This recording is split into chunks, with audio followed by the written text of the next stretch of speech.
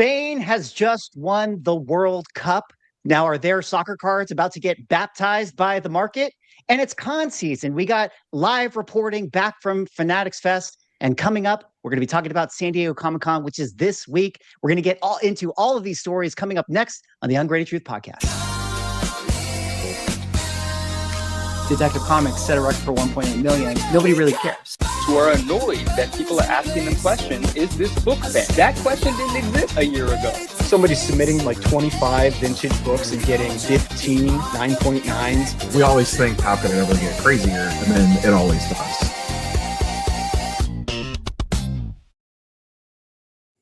Ladies and gentlemen, welcome back to the #1 collectible show in the universe. I am Swaggle Haas, joined by my co-hosts, Manu of the 99 Newsstand, Rob Neal Cards of Comics, and Ryan Automatic Comics. Gentlemen, Spain is the World Cup champion. How excited, how happy are you guys for that country right now? The most overjoyed. Ecstatic. Overjoyed. It's like, I don't know. It's fine. Rob obviously was an Argentina fan. I didn't even watch it. I'm happy for everyone happy for it. I don't follow sports like that, so but that's awesome. I know it was a really big deal, obviously. So congrats to everyone that's celebrating. We will care again in 4 years. There you go. I did witness like one of the viral like pep rally things that just pop up in the middle of New York City in front of MSG last night before we walked into Madison Square Garden. There was like few thousand people on the steps doing a bunch of chants for Spain. And then my wife went to a Broadway show Saturday afternoon while I was at Fanatics Fest. And she walked out of the show in the middle of, if you saw the crazy Argentina thing that was going on in Times Square with like 50,000 people in Times Square having an Argentina rally. She walked out of her show into the middle of that and was like, what in the F is going on right now? I have to say, I'm actually impressed that you guys were able to get out of New York before the craziness actually, was created. But I was gonna say, like, I would love to tell you that I got up at 6 a.m. this morning to get the hell out of the city so I could make sure I was home in time for the Ungraded Truth. But it was, it had more to do with World Cup security protocols that go into place so many hours before the game that you literally can't leave Manhattan unless you have a ticket to the game. Wow. Yeah. Well, it's good to know. I'm gonna just pretend that you do care about our show more than the convenience of getting out of New York, and you care so much because of the fact that the Ungraded Truth YouTube channel is now at 18 subscribers. 18 of them. 18 subscribers. That's going to be a new thing, guys. I'm just going to say 18. No, 1,800 subscribers. If you guys haven't yet subscribed to the Ungraded Truth YouTube channel, link is in the description. We'd appreciate it if you went over there, gave it a sub. We post exclusive clips over there throughout the rest of the week because we got lots of great topics that we cover at the end of the show, which I feel like not everybody gets to because they're more interested in the main topics. Similarly, if you're not a YouTube fan, although you probably are because you're watching on stream right now, but if you're not, you want to go over to Spotify. We are also on Spotify. Link is in the description. We're trying to get the Spotify page popping.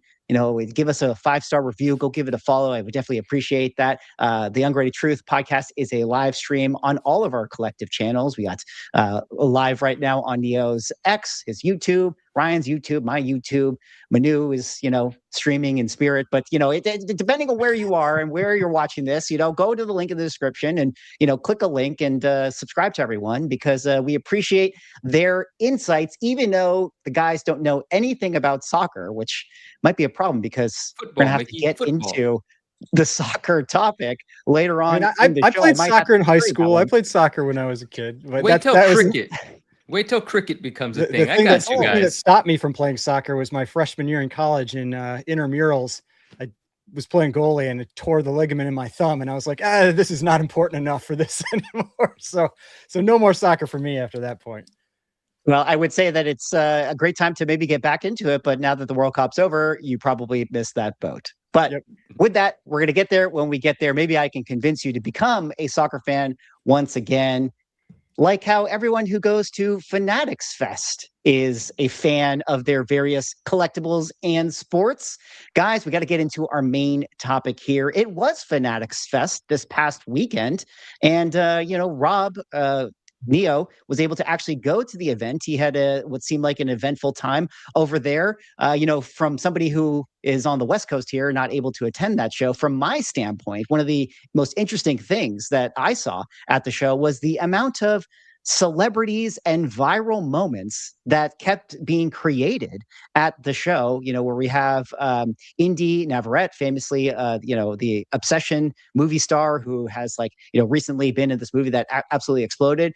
She had this moment where she was handed a Modern Warfare 2 Call of Duty sealed graded video game, and she knew what it was. She was like, this is the rare first print, whatever, and so she was a super fan. Of course, obviously Logan Paul was there. We had people like Tom Brady. We had soccer stars, at there. Griezmann, who's a famous French soccer star. We had Travis Scott doing his thing. We had Jason Sudeikis. We had Seth Meyers. And of course, we had friend of the channel, Kevin O'Leary, also his thing at Fanatics Fest. I want to talk a little bit about, the celebrity aspect to it all and what I think about it, as it relates to maybe San Diego Comic-Con. We can have a conversation about that. But Rob, let me kick it over to you. You were there. You were at the show. What were your big thoughts? What were your big takeaways? Did you buy anything crazy? I bought a couple of One Piece cards at the biggest sports event in the world. If that says it's anything. Over for sports cards events. Even Rob is buying One Piece now. Boy, imagine, how can I put this in comic book terms? Imagine San Diego Comic-Con and New York Comic-Con, but they spent $90 million to put it on because that was what came out was the budget for this thing. And well, let me rephrase. Imagine going to San Diego Comic-Con and you're walking the aisles, and the aisle over from you is Robert Downey, basically the cast of the Avengers, walking down the aisle, perusing long boxes, and buying wall books. That's essentially Fanatics Fest. If you had to put it in comic book terms, they took what San Diego and New York have done and added a whole extra layer of nonsense on top of it. Now that nonsense may or may not be for you. And to your point, Swags, the whole thing is basically a $90 million budget to create viral moments to share on social. And guess what? It's real good at it. It works. It's real good at it. So when you say that, how much of it do you feel is staged versus how much is real fandom from the celebrity side of things? I get it. Celebrities can enjoy things too and can be, fans of hobbies and that too. But still, you always kind of feel is somebody just force feeding me this? There is for sure both of that. I don't know what the split is. I think Sudeikis actually does collect. I know I didn't see Emma Roberts there. She was there in previous years. She, I believe, is actually a legit collector as well. A good example is Grant Williams, who's a role player in the NBA, was walking around kind of low key with no entourage or nothing, with just a Zion case of cards with maybe one security guy with him. And if you really didn't even know who he was, you're just that guy probably plays in the NBA. He's tall and looks like he could kick my ass. So a lot of the bigger ones, they'll have, I don't think they had Libby Dunn shop this year, but last year she bought a Paul Skeens card. You could kind of tell when they talk and interact with the dealers, which ones are, quote unquote fake versus which ones are a little bit more into it, just based off the terminology and kind of how they talk about the stuff. But I don't know what the percentages of fake versus real. There are definitely some real. I would probably say more are incentivized, shall we say, to go make these things happen. But it's an absolutely crazy show. I mean, regardless, it feel like Marvel, DC, that kind of thing, they could do that. If you got to go pay people and get some, get some people out there making these moments so that you can have those viral moments, have people talking about it. If it serves its purpose, it's worth the budget. Instead of putting an extra 10 million into whatever budget for some random, movie advertising, give $1 million to some celebrity and say hey, go walk down that aisle and pretend like you like this stuff. Yeah. I think the difference is the fact that it's not Marvel Con in San Diego or New York. It's San Diego Comic-Con. So this is Fanatics on their own home turf. So it's really in their vested interest to do this. And I think they're just better at it than anybody. Ruben runs the White Party. He knows all these guys. to get LeBron James to show up and hang out for 2 days and do like multiple podcasts is not probably an easy task. Like that would be like, to get LeBron to walk across the show floor. Imagine what it would take to get Robert Downey Jr. to like walk. That's the equivalent. That's probably the Marvel equivalent. I mean, Messi was there on Saturday. He wasn't roaming the show floor by any means, but and they hit all walks of life because they do celebrities, they do sports. The ones that are crazy are when like the 8 to 14-year-old boys go running like madmen for YouTubers that have like 3 million subscribers that I've never heard of before in my life because I'm too old. And I'm just like, oh, is like LeBron over there or something? And they're like, no, it's like this guy. And I'm like, who? And they'll announce them and like, he has 2.5 million YouTube subscribers. And I'm like, I've never seen this guy's video or his face once in my life. I have no idea who this person is. Makes you feel old real quick. Wow. It is interesting. I mean, just going back to you saying, like, imagine having Robert Downey Jr. like walk the floor. Like maybe at one point in San Diego, maybe not Robert Downey Jr., but like that was the case. Like I know I've seen videos of like, say, Nicolas Cage maybe walking at San Diego Comic-Con. But what's interesting is like it just doesn't feel like the Comic-Cons capture those moments anymore or capitalize on them, even if they do happen. I mean, we've had I have friends who, always talk about how like CM Punk comes every San Diego Comic-Con and he buys like, $100,000 like, worth of comic books, but like nobody's making content out of that. And, here on, the Courtyard post, they were just saying like celebrities at Fanatics Fest Part 1. And it's like, look at this like montage that you could just like quickly put together. And this is just one post. I've seen videos of like Bieber kicking, soccer balls. I've seen like Ryan Reynolds doing like a Deadpool thing. And I just think it's interesting, as far as like the operation of the con, comics could never, how much more effective it is. And maybe like in a more interesting conversation, as I'll like kind of bring in like Manu or Ryan here, it's like, this is one of the reasons why I'm like more optimistic on like us not living in this like collectible bubble, which I know that could maybe be like, some copium, but I just sort of feel like the medium is the message, like the machine is just so there and the flywheel is so strong with like having celebrity culture be involved in this and just like promoting this hobby that like I just don't see it going away. I don't know how you guys feel about that aspect to it. Well, I mean, that's kind of what I was getting at, is that with the whole, like, the YouTubers and that kind of stuff that have millions of subs that we don't follow or whatever. And, celebrities and all. And I mean, every generation has celebrities that they follow, but it does really seem like even like, so say when we were younger, like the younger you are, I feel like the more impacted you are by celebrities because you haven't grown up to learn that they're actually normal people and often very flawed as well. You have these, like, you have them on pedestals and like they need to take advantage of that stuff. And I mean, I know you've talked about this before, Mickey, where you just said like it feels like Marvel, DC, like the comic book side of things, like they just are very horrible at promoting right now. I mean, they're just not good at it. And I don't know why. Like they could go look at cards and, sports cards and TCG and everything else. And there's a playbook right there for them to use. And I don't know why they aren't trying to take advantage of that in some way. Yeah, I mean, basically what Fanatics Fest did was they literally stole Hall H. It was like, let's do Hall H because there is still like platforms and podcasts and panels that go on at this thing. But then they're like, let's take all the people that go to Hall H and then also have them walk the show floor and do shit. I got a couple questions for you guys and some thoughts on it. Like, I think it's amazing. I have opinions on both sides, like good and bad, but just speaking on what Swag has kind of presented and Neo, what you've confirmed by being there. And I want to ask this question, but I don't want to go too far down this line. I don't know who owns and operates San Diego Comic-Con. Pause.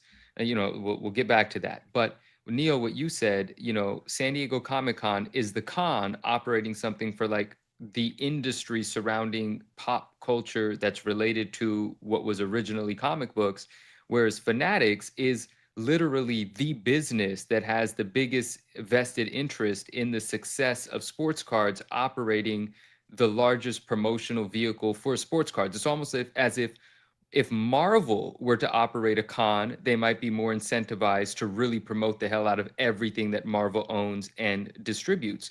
Where Fanatics is this thing where, in my, from my purview, I've never been there and I don't know everything about Michael Rubin, but we're talking about the new age entrepreneur, ultra wealthy, super connected, seeing the opportunity in this large collectible industry that's also at the same time growing, recognized by the uber rich as an emerging market. It's only just now becoming big enough for them to care. And Michael Rubin is of that cloth, right? And he saw this opportunity. He invested in Fanatics. He bought Tops. He's expanding the market. Now, the question that I have there, the second question is this, it seems like it's a net positive. Yes, there's some fallout from it, and there's some not so great things from it, of course. Like any mass promotion, there could be some downside, but there could be some negative results. But is this a net positive? And how could it not be helpful? Like, it's growing the entire pie, right? Not just his piece of it, because it's promoting the industry and the hobby of collecting, even though he wants to sell you everything that he owns, of course, and there's nothing wrong with that. And he's creating this environment to make it fun and really publicize the hell out of it. And he's doing a great job, as we've described and shown here. But it is a net positive to collecting, is it not? Yeah, and this show is more than just cards. Like I don't think we should forget that. It is like Fanatics is they're one of their primary businesses is apparel and selling clothes and things like that too. Tied in with all the leagues, obviously, and Fanatics collectibles, and it's all part of it. But this show, it is way more than just cards / collecting. It is a large component of it, but it is more than that. Now, to your point, I don't know if you want to take, like, there's just a certain segment, and this is, you can kind of tie this back to comics. There's a certain segment of comic collectors that hate what San Diego and New York Comic Con have turned into, because you walk. I've never been to San Diego, but I've been to New York Comic Con, I think 5 or 6 years in a row now. When I walk the show floor at New York Comic Con, I've joked in vlogs about like walking 10 minutes through 100,000 people, and then it's like, oh wait, look, there's actually a comic book booth. Yeah. After I walked under a 3-story Monkey D. Luffy and a massive Vegeta, and then 16 animes that I've never heard of that all have insanely packed booths. There's a segment of the old school comic community that hate that's what that's turned into. And there's definitely a segment of the card community that hates Fanatics and everything that they stand for. So those people view Fanatics and Fanatics Fest as like the devil incarnate, like that is the devil. Everything that went on there was the devil's work this weekend.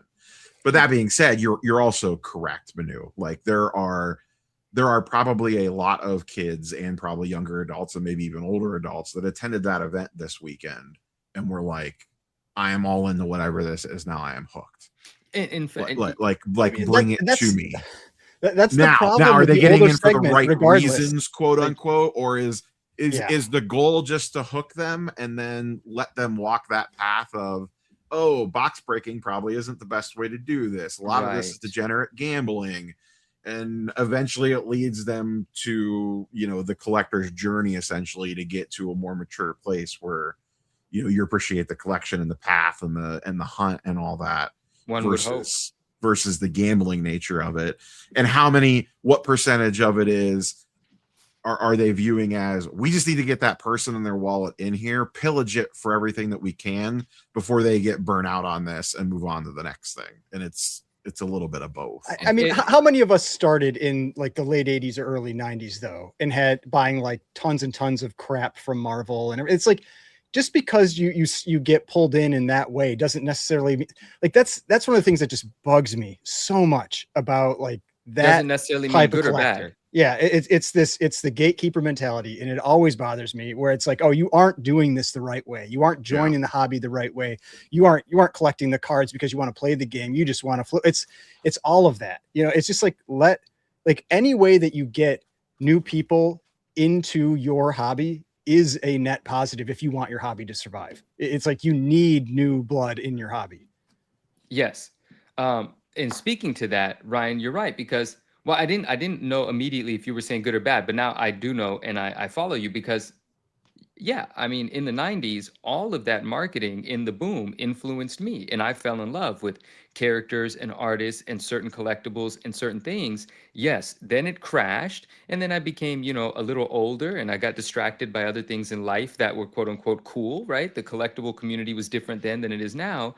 And then for the general population, it kind of went into hibernation for 2 decades, but that love that was created in the 90s as a result of being force fed all of this marketing, but then organically appreciating what I discovered as a result of the force feeding, that love stayed with me. And I became a collector, remained a collector. And here I am 30 years removed from that and still dealing in, talking about buying, and we talk about every day, the same stuff. So the love still can be created, even if you might be drawn in by something that has a more immediate, not so pure agenda, meaning Fanatics, these viral moments. But the other thing about the viral moments, when you have a real million, 2 million, 3 million views, there that's affecting all kinds of people that don't know anything about Fanatics. Great for Michael, or being introduced to Fanatics, but people that didn't know that you could grade video games, grade cards, that comic books are expensive, they're also being introduced to this. And yeah, they might get sucked into the wrong funnel to begin with, but if they genuinely appreciate the stuff, hopefully they quickly learn some lessons and then become wiser as a result, but add to, the pool of collectors, right? So I agree with you, and I think the viral moments serve a purpose beyond just Michael's. And some people, and I think the collecting community could benefit from it. But now, what we always talk about is when something gets overhyped. There is that concern of it being, you call it a bubble, you call it a speculative market that's not based on any sort of like love or anything that's going to keep someone around if there's a decline. And then with this heightened sense of enthusiasm could come like this really dramatic crash if it all goes to hell. And then that crash makes it feel like collectibles suck, and then you have what happened from the 90s until now, where it just kind of went to sleep for a while. But ultimately, I guess it's a really good thing, and the viral moments are really cool. And I do wish that Marvel would take notes, which they must be, and create some for themselves as well. I agree. And one last thing that I'll say about this is, yeah, and Neo, you're right for correcting me in that, I was talking about it as if it was just a sports car thing, and it isn't. Obviously, that's a big focus of it, and that's how a lot of the businesses operate. But yeah, Fanatics owns. They have the license for all the merch and stuff like that, and all the apparel, so that's huge. But it was interesting because just yesterday, from a sports card and Marvel card collector, but primarily I think from the sports card market, I got a text message with a picture of a raw AF-15, right, at Fanatics Fest, and the dealer was asking 24K, and the person that messaged me was like, "What do you think this is? What do you think the grade of this is?" And I told him, I said, impossible to assess and appraise the value of this book through this picture. At the very least, you need to see the front and back, but there's so much more. You have to identify color touch, possible restorations, look at the staples, look at all this stuff, right? And then I told him all that, and he was like, "Well, the other guy bought it." And I was like, "Wow." And he said, "What do you think it has to grade to break even?" And I told him, and then he said the dealer said that it was possibly a 3.5 or a 4.0, which would obviously be a decent amount more expensive than 24K. But anyway, I digress. The point is, that was really cool that a sports card collector from Fanatics Fest texted me a picture of an AF-15 that minutes after the text did get purchased. And so I feel like there's a lot of positive to come from this. Like, comic books will be a big part of Fanatics as well, I think. Well, I want to double click on that because you're going to dovetail nicely into what I wanted to ask Rob about with this. And forgive my setup. I have a few things that I want to lay on the table before Rob, you take this ball and run with it. So you made that video where you were talking about like, oh, didn't Fanatics Fest, kill the National? And I think implicit in that concept is like, is all this kind of fanfare, just too exciting, too hype, and it is going to be so much more fun, quote unquote, for people to participate in, to where your basic national show, which is like the hardcore, this is for sports cards, it's just dealer rows across the table, and this is where you go to really buy cards. Like, that happened. That takeover kind of did happen to San Diego and New York in a sense, where it's like, once upon a time, everybody old school comic book collector will tell you like, oh, San Diego used to just be like all comic book vendors, and then eventually, they add like the pop culture thing, and then they add the the cosplay booth, and then they add the Hollywood comes in and the movie stuff, and it becomes like this pop culture event rather than a Comic Con, and they realize that the Comic Con aspect to it is not as profitable, interesting as the pop culture event is. And so I say all that to say and ask ultimately, you said on the top that you went in and you bought One Piece cards, which I think is kind of funny. Like, do you foresee like Fanatics Fest going down this road that like it's just like not going to be any real sports cards in the future? It's just going to be like celebrity event with sports skin, and the card aspect and the collectible aspect is actually going to, for better or worse, get like swept to the side of it, kind of like the comic book thing did. Do you have any like fear or thoughts on that aspect to it? And then my last little setup would be, do you think that there's something inherent in the medium of trading cards that just works better than like comic books? And I just sort of wonder, like when I watch the viral videos of like the Ryan Reynolds and being like, let me buy the Deadpool card or whatever, like why have we never seen Ryan Reynolds go to a comic book booth at San Diego Comic-Con and be like, oh, let me get like the Deadpool comic book or whatever? And it's like, I wonder if just like comic books they're just more confusing. They're just more involved. Like people don't want to actually read the story and all these sort of things. Anyways, I laid out a lot. What do you think? Pick up on whatever. Ryan Reynolds. Also, what cards did you buy? Is it Nami? I bought a Nami and a Zoro. I knew it. Because no one slipped $5 million in Ryan Reynolds' pocket to go buy a card or a comic book on the show floor. I had a place that I want to. Oh, will the sports card section get pushed to the side? The simple answer is no, because it's, once again, this goes back to San Diego Comic-Con. Their model is to get as many dealers to pay a higher price as possible for a table and sell as many tickets as possible to San Diego Comic-Con. They don't care if that happens off the back of Marvel, DC, One Piece, Pokemon, or insert 25 different animes that are super popular here. They want to fill the building, they want to sell tickets, they want to fill panels, and they want to sell vendor space. Like that's their goal for whoever runs that show.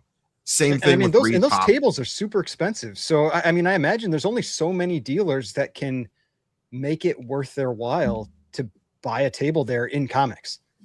Yeah, and same thing with Reed Pop. They are in the business of running a show, filling the room, and selling dealer tables. Fanatics Fest is the same, but the difference is it is in Fanatics' best interest to have cards and collectibles be an integral part of the show, because a large part of their business is selling cards and collectibles. So they want to keep that front and center. They want Ryan Reynolds to go walk over and buy a card in front of everybody, because it promotes buying more cards. It promotes collecting. It promotes investing. It promotes flipping. It promotes whatever. They don't care, just as long as the next week when the next set releases, you're going to go online and spend $500 to buy it, or go on Fanatics Collect and bid on the card that you want so they get their little percentage cut there, or go on Fanatics Live and buy into a break and get their little percentage cut there. They want to feed that beast. So it'll always be part of it, because they have a vested interest in that category to perform well. San Diego any con that is not run by the main apparatus doesn't. Their motivations are different.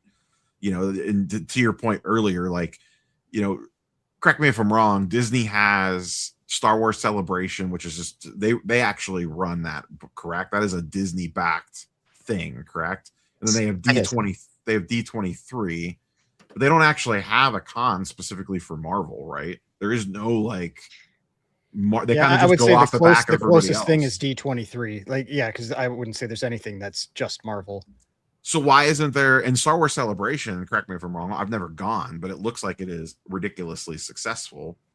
I mean, they probably could have if this was 2019, but Marvel has been so crap for so many years now that I don't know if they could pull it off at this point. They could easily still pull it off. They can do it, but I don't know how much. I don't know how much they're going to get with people coming.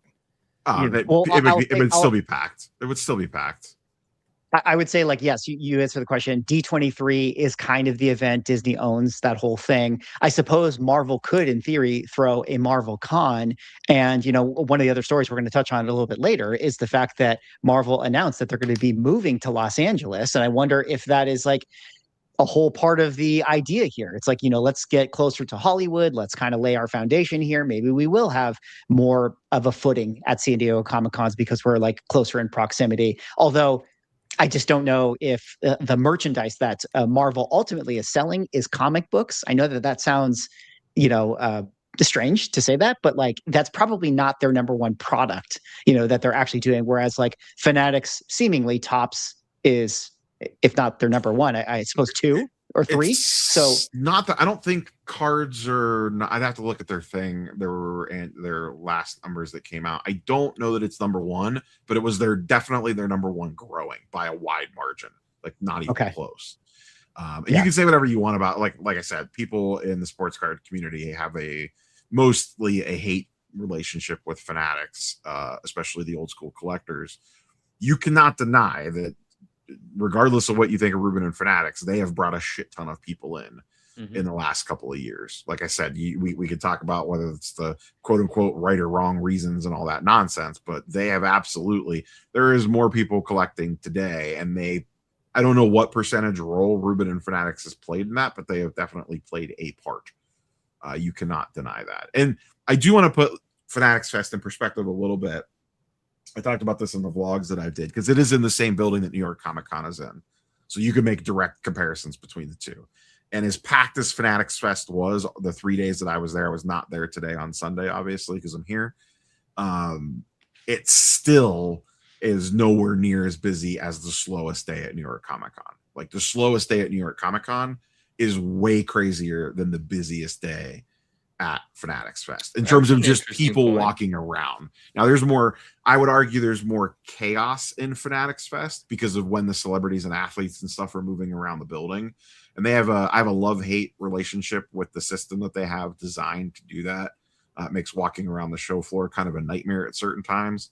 But it's super convenient to move people like that from one side of that building to the other. You've been in there before, Swags. That building's massive.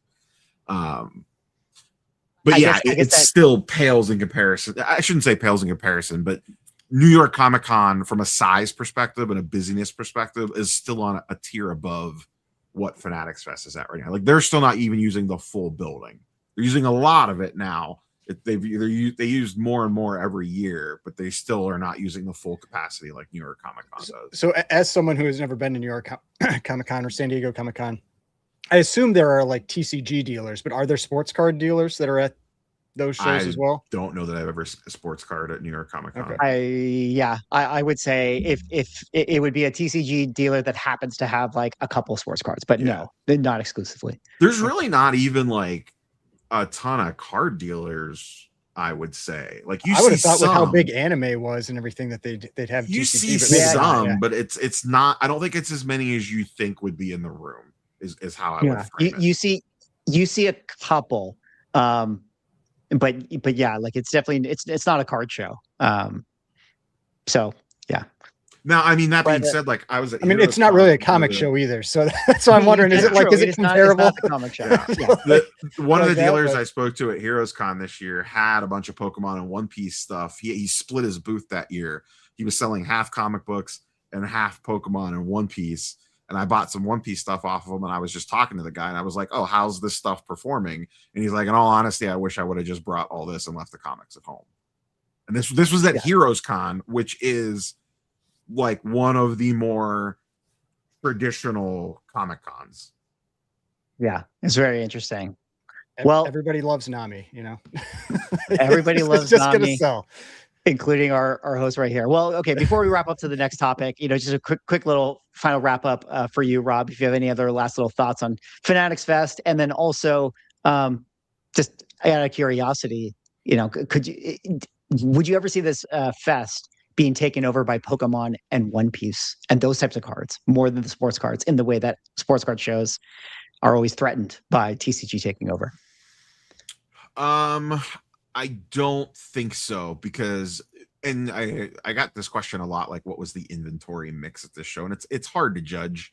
My rough guess would say that it was probably about 70% sports cards, 20% Pokemon, like 5% One Piece, and then 5% like non-sports cards slash other.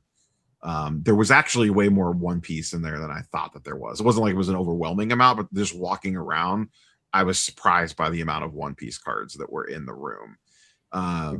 They know, like, it'll never take it over completely because the show is so sports based, and most of the dealers that are there are either Fanatics, are basically Fanatics customers. Like, they are either shops or breakers or people heavily tied to Fanatics. So those are always going to primarily be sports cards people, because that is mostly what they are selling. They'll mix a few things in because they'd be smart to do that, because they know a bunch of kids are going to be in this thing, and kids love Pikachu and Charizard, so they're going to have that stuff there. And I think those dealers did really well as too. But a large focus of their dealer base is their shops and breaker network, and that is primarily sports people. Now, if you told me Fanatics bought Pokemon, which I don't think they could afford them, but that would be a whole different story. It's always going to be primarily based around Fanatics style, whatever Fanatics is into, essentially. Gotcha. Well, it's interesting. I would say that Fanatics Fest seemingly, at least from a social media standpoint, seem to have had a really successful show. They were probably boosted by the fact that the World Cup final game was actually in New York, which I think kind of sets us up nicely for our next topic, which I wanted to give soccer cards a little bit of love. We just had the World Cup final. Spain won 1-0. Look at this. The fireworks. Okay, it's not really working. Animation. Play the animation. You guys see that? Look at that. That's pretty cool. All right, well there you go. Yeah, some person in AI just like created that. They're like, go, create that really quick. But I wanted to kind of check in on the soccer card market. Obviously, Argentina had Lionel Messi on the team. I guess Lionel Messi's cards going to zero. We had a couple sales in lead up to the World Cup, but his cards haven't really moved. Here's a PSA 6 of his rookie card / price going around $11,000, which was a slight premium above what it had been, say, a month ago before the World Cup, where his car was maybe selling at like 8,000, 9,000, 10,000, that sort of thing. But now that Spain has won, Lamine Yamal, who was baptized by Messi. If you guys don't know about this photo, this is the Spanish forward that was like the star player of Spain.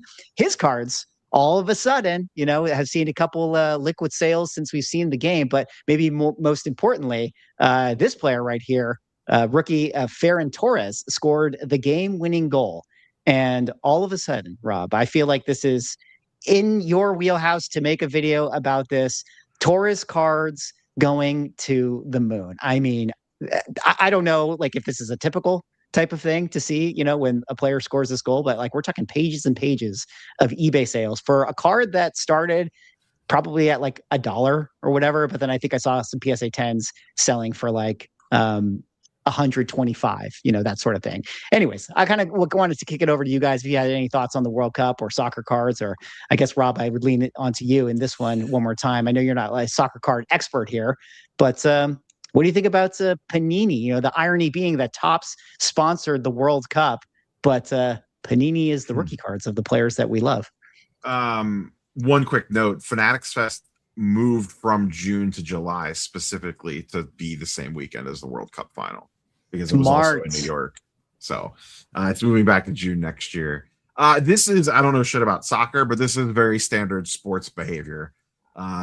Some player does something crazy in a key game or a championship game that normally does not have a lot of hype on them, and then all of a sudden there is a huge run of sales on their cards from pure FOMO. We saw this in the final, like OG Anunoby stuff had a moment when he hit the big game winner, and was that game 6 or whatever, or game 3, I think it was, when he hit the crazy shot. Like, all of a sudden his eBay sales just went like absolutely crazy. So this is completely normal sports behavior. This is essentially the same thing as someone showing up in a post-credit scene at the end of a Marvel movie back in its prime. I mean, the difference though, I feel like, is that with that, you have some future event that could likely drive the value of that item that the people are buying, even though it is the worst time to buy or whatever. But I just, again, I don't know. I know as much or probably even less than than you about soccer cards, and I don't know how much this is really going to matter until 4 years from now, when that person, for all we know, won't be on the team again, could have an injury, their career could be over in a week. And it's like, how much does, I mean, I realize they're a star player over in Europe, but it's like, how much does that really matter? You know, for this player that was not like the star player even on this team. And so then like you buy these cards and then they're just going to go back to $1 within a season. I don't know. It just, yeah, I get it. Like FOMO happens. That's what people do, but feels like not the greatest of purchases. Whereas if Messi cards go down, I feel like that would be something that's worthwhile to buy. Even if he retires, like he's an icon, you know, that's the cards I feel like you might want to target if you do see big drops in those cards. Definitely. I mean, it could be his last season, you know, could be a good thing to swoop up. But you know, what is the international card collecting audience, Rob? It's massive. It is. Okay. Yeah. So, you know, soccer cards, you know, maybe need a little bit of love, you know, considering that this kid, you know, shout out to Collect Media who made this post. Like, this is just one of those ones where it's like, man, I wish I pulled a 1-of-1 Yamal card, who again is the star forward of Spain, and he sold it for $80,000. Good for him. I mean, pretty crazy that, you know, I guess he got this sale at Fanatics Fest. So I don't know.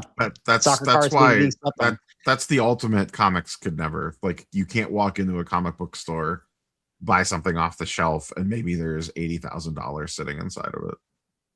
Yeah, that is actually really true. That is one of the, you know, pain points of comics, or I suppose, is like, you know, we make fun of the degen aspect to card collecting, but like the cards can sell the dream. You know, if you're that kid, and that's the difference. That's what comics needs, though. Like, so with the blind bags, they do the things like the sketch covers. It's like, no, put the original art for the covers in there. Like, that's stuff that could potentially be worth tens of thousands, if not more than that. I mean, you put something like that in there, now you're talking. I mean, I'm not saying this is good for that. Like, I'm not a huge fan of the whole degen gambling behavior, but I'm saying if you want to have something equivalent, it can't just be things like sketch covers or foil covers or that kind of stuff. You need to have like the legit original art put in there. Yeah. That would be amazing. That would be amazing. Too bad publishing companies literally know nothing about the collecting market, because it's like, leave it to like Marvel cards to have to like invent some option like that where they sell the original art, you know, for the trading card. But like, yeah, like why wouldn't a Absolute Batman come out and then DC could purchase, you know, an Absolute Batman cover from Felix Comic Art and Nick Dragotta? They could purchase it, and then they could do a Batman blind bag, and they could Willy Wonka golden ticket that whole thing. You know, like, no, I mean, that'd be sick. That'd be pretty cool. Yeah. Also, I like Derek's idea of just putting a $10,000 check on I like that. I like that. I mean, it is, when you really think about it, it is like, just get to the point. It's sad that, like, how has no one at Marvel or DC ever been like, man, maybe we just pay Chris Evans like a couple million to go buy a Captain America book and just make like a reel about it. Like, it's just like, it's really, when you really think about it, it's like the simplest thing ever. Like, especially when they spend as much as they do on marketing, you know, like they have the budget to do this stuff. They just, they spend it on that with who the frick plays Falcon? Why am I blanking on his name? Oh yeah, Anthony Mackie went to Anthony Mackie. Didn't he like go to a bunch of New York City comic shops? Yeah, for like a video at one point in time, and like randomly roaming around or something. I feel like I remember seeing something like that. Yes, he definitely did. That's the only one I can think of, and that was kind of where I was thinking like of the paid to do it. You know, like I feel like he's not actually doing that, whereas we know Nicolas Cage, he legit is at those shows buying books. Yeah, that kind of stuff. He is he knows what he's doing out there. Yeah, how is someone at Marvel like not like, hey, Nick Cage, we know you're in the market for this. Here's the check to go buy whatever $500,000 book you want to go on a $500,000 shopping spree on our expense at San Diego Comic-Con. All you have to do is let us film it. And nobody would question that it wasn't like his money. because he could totally afford to do it anyway. Or CM Punk, like to Swag's example, or who it does, like insert whoever you want here. It's the simplest thing ever. Like, and then all of a sudden, it's all over social media, going viral, millions of views, and now all of a sudden you have like people that didn't even realize comic books existed to some degree, being like, "Oh wow, that's interesting. He's into that. Like, that's cool. Maybe I need to get one of those." Does Disney think about comic books as merch associated with the MCU, or do they actually respect it as the source material? I think that they treat comics as R&D. And basically it's like, this is going to be a place where we just IP generate, and we just create stuff, and like then we have like a trees to pick from when the fruits grow, and that's really all it is. So it's like it's a loss leader for them. They're developing creative concepts and characters and storylines, and that's really all they use it for. So I don't think they care about all these. It's like a writer's room that gets published with art. Essentially, yeah. And it's a way for them to see like, oh, Absolute Batman got popular. Oh, okay, I guess let's choose this story, and let's make the thing out of that. Yeah. So it's like an easy way. The short-sightedness there, though, is just like it's like, sure, you could have CM Punk go buy comic books, and you're promoting the comic book brand, but you're also helping promote whatever it is that he is potentially buying as well. And maybe that's part of the problem. Maybe Marvel's like, hey, CM Punk, go buy some books. He's like, oh man, check out this Action Comics that I just picked up. You have to be some direction there. Be like, you can only buy Marvel books with this check. Yeah. Well, what's also an interesting thing is I've noticed too, is that comics has no ambassador, like true ambassador. That is like the collecting ambassador, I should say. Like a Nick Cage, who is like a true fan. Whereas like, in trading cards, like it seems like we have legit, like we've already said, we have legitimate people. Like it seems like Jason Sudeikis was like wheeling a deal. He was like, oh, I own that and da. Like he like actually owns cards, seemingly, versus like outside of Nicolas Cage, I mean, and CM Punk, I don't know who's buying vintage. I mean, like we know there are some other people that like, I mean, like Jeff Garland. Yeah. Like Jeff Garland's a big comic guy, Garland, like, I mean, I know he's not as big of a name, but he's a recognizable face that like somebody that you could, and just another person you could use. Yeah. Well, we need to I think it comes down to like cards are just, I mean, as someone that collects both, like we've talked about it a ton, like cards are just a little bit cooler. And it's the financial nature of it. It's the liquidity event of it all that comics just have not been able to unlock. And I don't know if it really just, is it like, it's just simple as form factor? We've talked about. Is it just the fact that like I think it's the size. This could be like if it's not, but let's just say like this could easily be like $1 million worth of cards if it were the right cards in this little stack. Unless it's like the Ultimate Comics could never. You know what's interesting? Sneakers aren't small, and they had a great moment where they were traded and exciting like sports cards. Like sneakers have a hustle element that comics don't, and they're not small. They don't fit in your pocket. It takes a U-Haul to go to a sneaker con and be a seller. That just occurred to me because we always hear this argument about comics are so big. Shoes are big too. How did that work out? Hip hop culture, I think, is just synonymous with it, and it's cool. And there's like athletes and hip hop. That's again, it's getting the right. So is it the size, or is it that sports were cool, so sports cards became cool, and that made cards cool? Because Marvel cards haven't become quote unquote that cool yet. They're cool as hell to me, but just because they fit in my back pocket doesn't mean I have a market for them as big as One Piece or Pokemon. Yeah, I still kind of, it's something I feel like I need to go look up. Like, what did Pokemon do to come back from in a pretty rough spot? Like, Pokemon was not always this huge thing. They were big early, and then they had a very bad period for quite a few years. And they started taking off again, really with, I'd say around Pokemon Go time, a little before that, but around that time.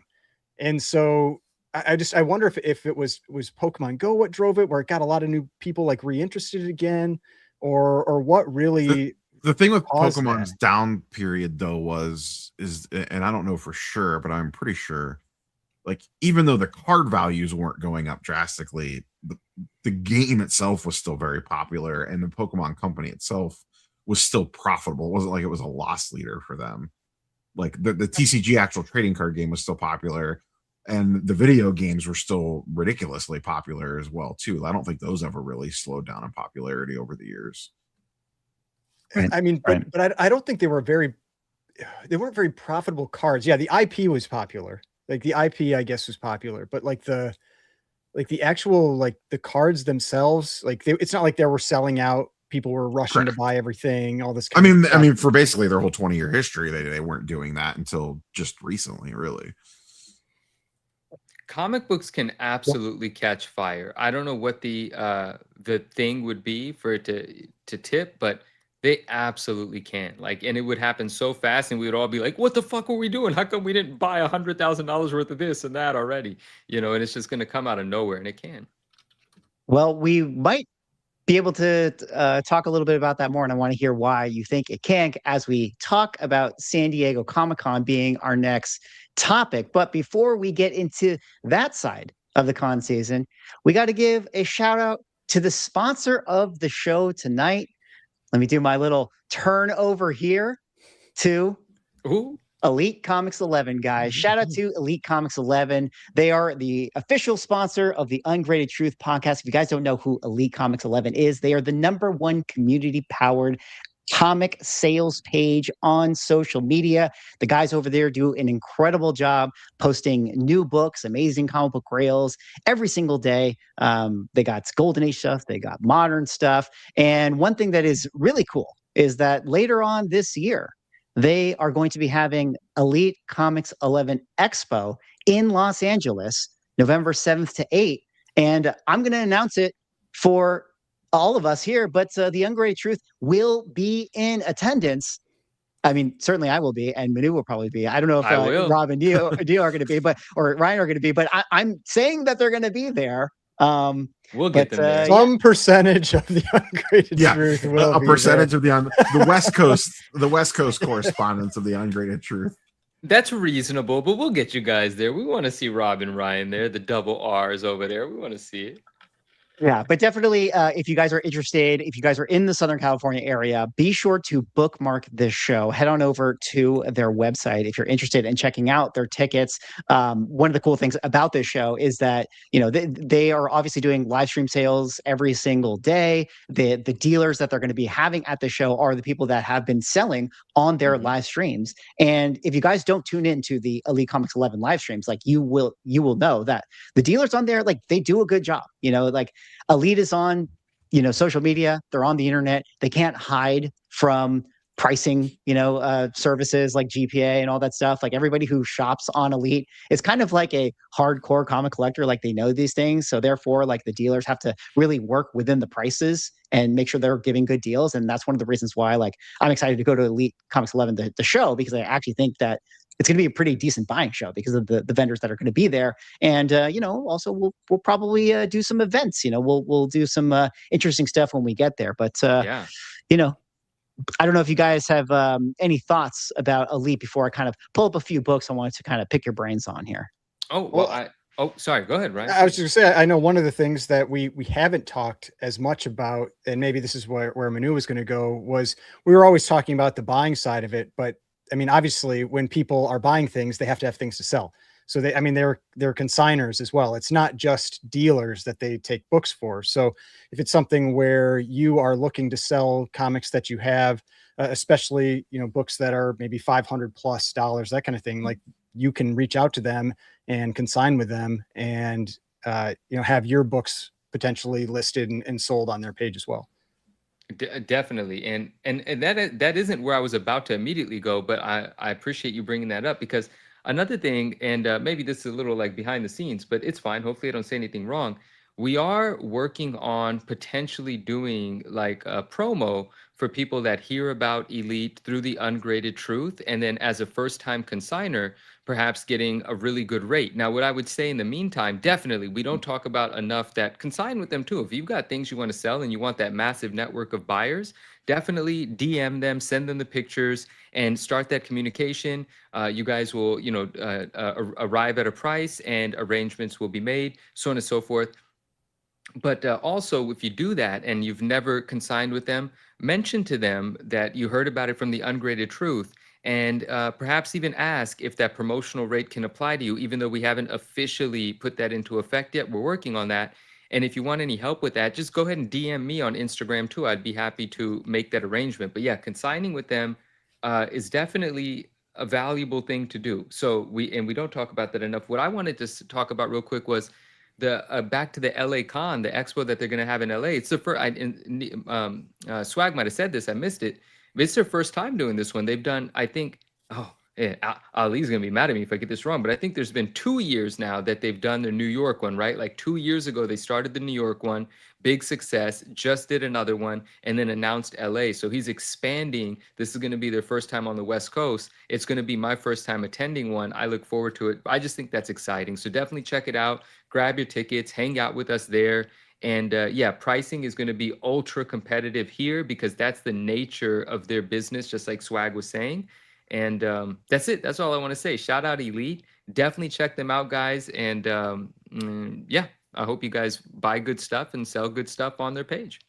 Yeah, let me just kind of let's take a look at a couple books here, before we kind of move it on here. But Ryan, I want to ask you about Detective Comics number 168, first appearance of the Red Hood, which spoilers, right? I mean, it's the Joker. I can't believe you spoiled this. Damn it. 70-year-old, story. 70-year-old Grail. But like, I guess my question to you is this: is like, why is this become like such a huge key amongst Golden Age collectors when it's like the first appearance of the Red Hood, but really it's just the Joker? Well, it's because it's the first full origin of the Joker, and so I mean that's a big part of it. Also, the Red Hood as a character. They said multiple people that have played that character basically, but that's first time you see it, and that's a very popular character in general. So it's also an awesome cover. I mean, it's one of those instances where you actually have that character on the cover in the Golden Age, which is not all that common. And so there's a lot of things going for that book. Gotcha. Manu. Yes. I saw this one. We talked about our arcade flyers. We were talking about Super Mario. Yeah. I know you're in the Mario thing. Like, yeah. Tell me about this Valiant book. Okay, I'd love to tell you about this Valiant book. Here's the fun fact about this Valiant book, and some people know this. Every single book in this run, this is like a cardstock cover. It's a glossy cardstock cover. On the right side, on the page side, about a ½ inch in from the edge, there's a crease that goes from top to bottom on every copy of this book. Sometimes people don't know that, and they sell it lower than they should because it is going to get a 9.8, but also there's a warning there too. CGC, depending on who the grader is, I don't know why this isn't uniform. I don't know why this isn't controlled. But sometimes a grader will give what should have been a 9.8, a 9.4 because of that faint crease on the up and down. And then you'll have to complain to them. You have to tell them, hey, yo, this is supposed to be a 9.8. And you got to convince them that every copy has it. Once you get the proof, they will readjust your grade for you, or you'll just have to bite the bullet and resubmit it and hope you get a grader that knows what he's doing. But every copy has that defect. It's because it's going to the modern tier graders. That might be it. That might be it. Every copy has that defect, so don't shy away from it. And if you find a bumpable one, like a 9.4 or 9.2, because of that crease, you might turn it into a 9.8. Anyway, it is not easy to get a 9.8 on it, but you can, and it's just dope. And there's another one called like Adventure. There's another one with a very similar cover. It's not as valuable, but this one's dope. I think people believe this to be, what's the key nature of this, do they think? Because it's not the first Mario. The first Mario would be, is the first Mario considered Blip, right? Blip is the first in-book appearance, yeah. And then there's like a couple other ones that predate this. I just think that people love the cover, and it's Super Mario Brothers #1, so it's kind of that first issue, and it's got that rarity aspect, kind of like you said, that I think keeps it at a premium. It's a fantastic book, and it's trading for much less than it used to, much like a lot of things. So maybe that's a good time to buy it, but it's fun. I love this book. Yeah. And then Rob, did you end up getting that one book that you were like, I didn't. It got pulled and popped back up. But I actually have a question for you, Swag. Can you refresh this page? There is a newer book that I wanna. It just popped posting. Oh, new post. It's the Absolute Batman one. The Absolute Batman. Oh my goodness! Still look at this. Claimed already? It got claimed. It got claimed 2 hours ago. I talk about this all the time. I like watching the Elite stuff to see how quickly some stuff gets grabbed. This was posted 3 hours ago, and the claim was made 2 hours ago. So it was every Absolute Batman they post gets sold. A grand total. Well, what I wanted to ask you, Ryan, is this a good deal? They got it for $550. claimed at 550. I don't Why know. not? Somebody could get this one and just take off the, the Don't spread outside these, cover. don't say these things. Say it. Oh man. Oh, But that's cool. I mean, This is- it's about what it's going for right now. It's going for around 550. Yeah. Well, shout out to Elite Comics 11 for sponsoring today's stream. We are huge fans of their platform. Definitely go check them out. Go give them a follow if you guys are interested in checking out some of their books, and definitely go check out Elite Comics 11 Expo in Los Angeles, November 7th through 8th. They got VIP tickets. They got general tickets. If you get the VIP ticket, you're going to be able to do like a trade night, which I'm actually going to participate in that for sure. I got some things that I might want to bring, and trading definitely underutilized, I think, within the comic book space. We've talked many times about, trade nights and things like that, Rob, where it's like, that's another thing that cons could do a better job creating. And, shout out to Elite for actually making that happen. That's the thing that comics is, because I feel like trading is a great part of comics, but doing it at a show is so difficult because of the weight, like the weight of the books that you have The to bring weight with or you. the dealers? I mean, not the dealers, because I feel like a trade night can involve people that aren't just the dealers. Like that's where you have everybody there that's the like trading hypothetical around, point of one, and but- so like that's the advantage there. But it's still like you can probably, you're limiting yourself to probably 5-10 books, and so you've really got to be picky versus cards where you could easily bring 100 or 200 and it would be probably about the same amount of space. The number of trade plus cash or straight trade deals that go down at a card show in an 8-hour period is astronomical compared to probably what happens between show attendees and dealers at a comic book show.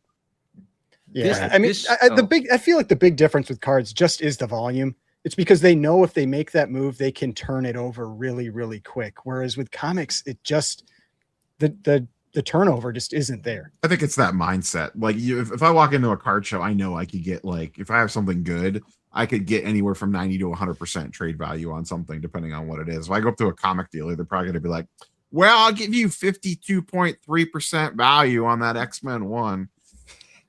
It can change if it changes, if the market becomes I like the voice. The voice is good, but that could change. That's just a reflection of the enthusiasm in the market right now. But like I said, comics can catch fire. If they catch fire, you're not going to be subject to 60% of comps, because they could sell it at the next booth over, or to the next person that comes to the table, and they will give you 80 or 90%. But this show moves fast. I don't know when swag transitioned. I was still looking at some Elite stuff. I know we're gone, so now I'm just going to talk about it like a cool book. But this was amazing. I didn't notice this, but this book here, it's Amazing Spider-Man 611, and it's a great cover with Deadpool and Spidey. It's a really dope cover. Oh yeah, you'll see it sold. You'll see something that says sold, because the post is from July 12th, but there's a recent update showing that it's sold right there. Right there. And what's amazing about that is the asking price. I love this book, and I never quite knew how to value this book, and I've never owned it. But the asking price was $3,500, and it says claim via DM, which implies that an offer was made. So I'd be very curious to know how much the offer was. And but that's sick, dude. That's a super scarce book that never pops up, and someone appreciated it enough to make a heavy offer and buy it. I love that. And so that yeah. You know what I think? I think one of the ungraded truthers went over there and made that offer, because I know you guys show out and you represent ungraded truth, and you go follow the page because it helps us out. It makes us look good. Like, you got a wingman, for us guys. You got to go over there and say, I'm an ungraded truther, okay? And I'm coming over here, and I'm interested in this book. Tell me about it, Just slide in those DMs. Slide in those DMs. Yeah, and if they don't like your offer, just blame me. Say, Manu told me to make the offer. Just blame me. I'll take the heat. Exactly. All right. Well, we got to move on now to our next topic, which I'm going to kind of fly through a bunch of setup, and then we can kind of pick what we want to actually discuss. But the title of our show is Con Season, and we already talked about Fanatics Fest, but now we got to talk about how this coming week we got San Diego Comic-Con. Your boy Swagloss is going to be there. I will be going down on Wednesday. I have lots of things to be doing there. We're going to make some content. We're going to have some discussions. But some of the interesting storylines that I think that we're starting to hear about is, Marvel is going to be having its Hall H. And apparently we're going to be hearing or seeing that very first trailer, teaser, something of Avengers Doomsday. There's even been reports over the fact that even after they show it at Hall H, it will go live on the internet. So people will actually be able to see That's what I was wondering. It's going to be one of these annoying things where it gets played, but we don't actually see it for another month or 2 months. Or so it could be that, but the rumors right now, which, they're just rumors, is that it will be posted like that same day or the day after, which I think is very interesting. We have an interesting conversation about, the keys related to that, and maybe that enthusiasm that Manu is talking about might come from that. Similarly, there's been a lot of talks about Adam Driver maybe being cast as Magneto. Now maybe he's going to be cast as Mr. Sinister. But I will say that in years past, when these rumors have come out, and then you have a Hall H like that next week, like it's very plausible that Adam Driver is going to be on that stage, doing some kind of, announcement. So get your X-Men 221s ready, or maybe get your X-Men #1s ready as well. And then, other little storyline I want to kind of discuss is related to San Diego, but give me a moment to sort of set this one up. DC recently announced that they are going to ban shops and dealers who price gouge on exclusive variants. This is kind of in the wake of, I'm going to bring up the Dan Quintana whatnot drop situation. I won't recap the whole story, but, there's been a lot of conversation and bad press about, MSRP not existing, which I think is really funny because this kind of ties into one of our previous topic shows where MSRP is dead. But, dealers going through the Topps playbook of like dropping a thing, letting the secondary market price it, price gouging, up in the price, and then, doing their whatnot streams. And DC is coming down to crack down on that, where they say that, cover price or books can only be sold at 5x cover price. So if I'm to take that at face value, $5.99, $30, like a $30 variant. But then Jim Lee himself, who has a variant at San Diego Comic-Con with Torpedo Comics, just revealed the prices, which, again, this is a screenshot on Reddit, on the Absolute Universe Reddit. But as you'll see, trade dress, $100. So I have a feeling he's not going to ban himself. I have a feeling he's not going to ban himself either. But there's a lot of conversation in this Reddit thread. People are not happy about it. That is a really bad move. Like, that's a really bad move. Yeah, and it's a little conjecture right now, but let me kick it back over to you guys, and just as I kind of lay down the foundation to see what you guys want to take the ball and run with. What do you think? Hall H, FF5 going to the moon, DC, Jim Lee price gouging. What do you guys want to go with this one? Is it price gouging if the MSRP is $100 and you're changing $100? That's all he has to say. Well, it's price gouging based on the way that DC has defined it, which is 5 times cover price. What if he throws $100 cover price on that? But it's not the cover price for the exclusive; it's the cover price for cover A. And so that's that's the. What about when you run the company? But that's like the worst part of it. If you do that and then you've just like said that you're going to punish people for doing exactly that, it's just. It looks really, really bad. Is that really what they just did? Jim Lee doesn't usually put his foot in his mouth that kind of way. Is that literally? Well, I guess we don't. I guess you're saying we don't know yet. That's kind of conjecture. Right. It was a screenshot, and it's like let's talk about it as if this is the thing. They came out with this price. I see some people in the comments saying, there's a lot of hatred in that Reddit thread, being like, this is like looks bad. But there are some people saying like, well, is he saying that Jim Lee's autograph costs $80? So really, the price of the comic is $20. But hey, they said you're only allowed to sell autographed ones for 10x. So max price $50. Yeah. So I'm very torn on this one because, well, actually, I'll say like I kind of don't care. That's kind of my take on it, because I feel like the market should do what the market does, and if people are willing to pay that price, either the shop is going to get it or some flipper on eBay is going to get it. And I'm not saying flipper is a negative, like, you know, but that's what it is. Like they're buying it to flip it. Like some reseller is gonna sell it on eBay for more. One person's gonna make it or the other. Who would I rather have? Who would I rather make that money? I'd rather have the shop make the money.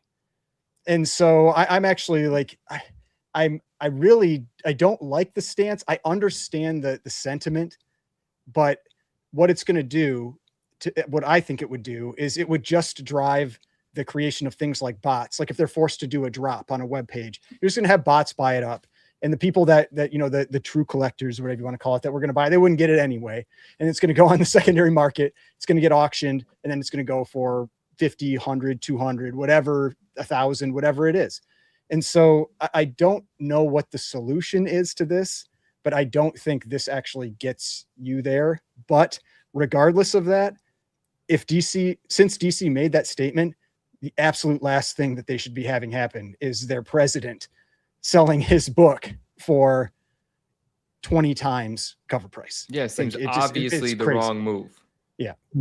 Is the fine print here like the LCS aspect versus it being a con exclusive aspect? Well, that's the thing. What is it a retailer exclusive? Because that's what this applies to. It applies to retailer exclusives. Yeah, well, let's look at this. Let's look at this post right here because this is an SDCC exclusive. The post here says Jim Lee SDC exclusives are almost here. So yeah, that's not a retailer exclusive. It's not the same thing. Well, you want to play black and white. If you want to play, the optics are bad, but if you want to play a letter of the law, it's not the same thing, right? Well, hold on. That's very fair. Absolutely. Like, yes, I'm sure that technically Jim Lee is like, well, technically, like the but it's like, bro, you just released this statement. Like, I just saw one for 150. It's not even just 100. I saw 100, 125, and 150. Yeah. So it's let's see, it's a trade dress 100, and then black and white 125, virgin foil 150. Okay. But you know, back to your point, Rob, you know, and sorry for kind of jumping in, but like it does feel like this is an optics issue ultimately, right? Yeah, but once again, I don't know the full details because I haven't followed this because I've been out of town and stuff. I heard about it briefly on social, and I saw some of you guys did videos on it. But yeah, to me, this seems like this is specifically targeting store exclusives, not con exclusives, and maybe they are viewing those. Someone in a boardroom somewhere is viewing those as two differently distinct things. Whether they are or not is probably immaterial from the optics standpoint.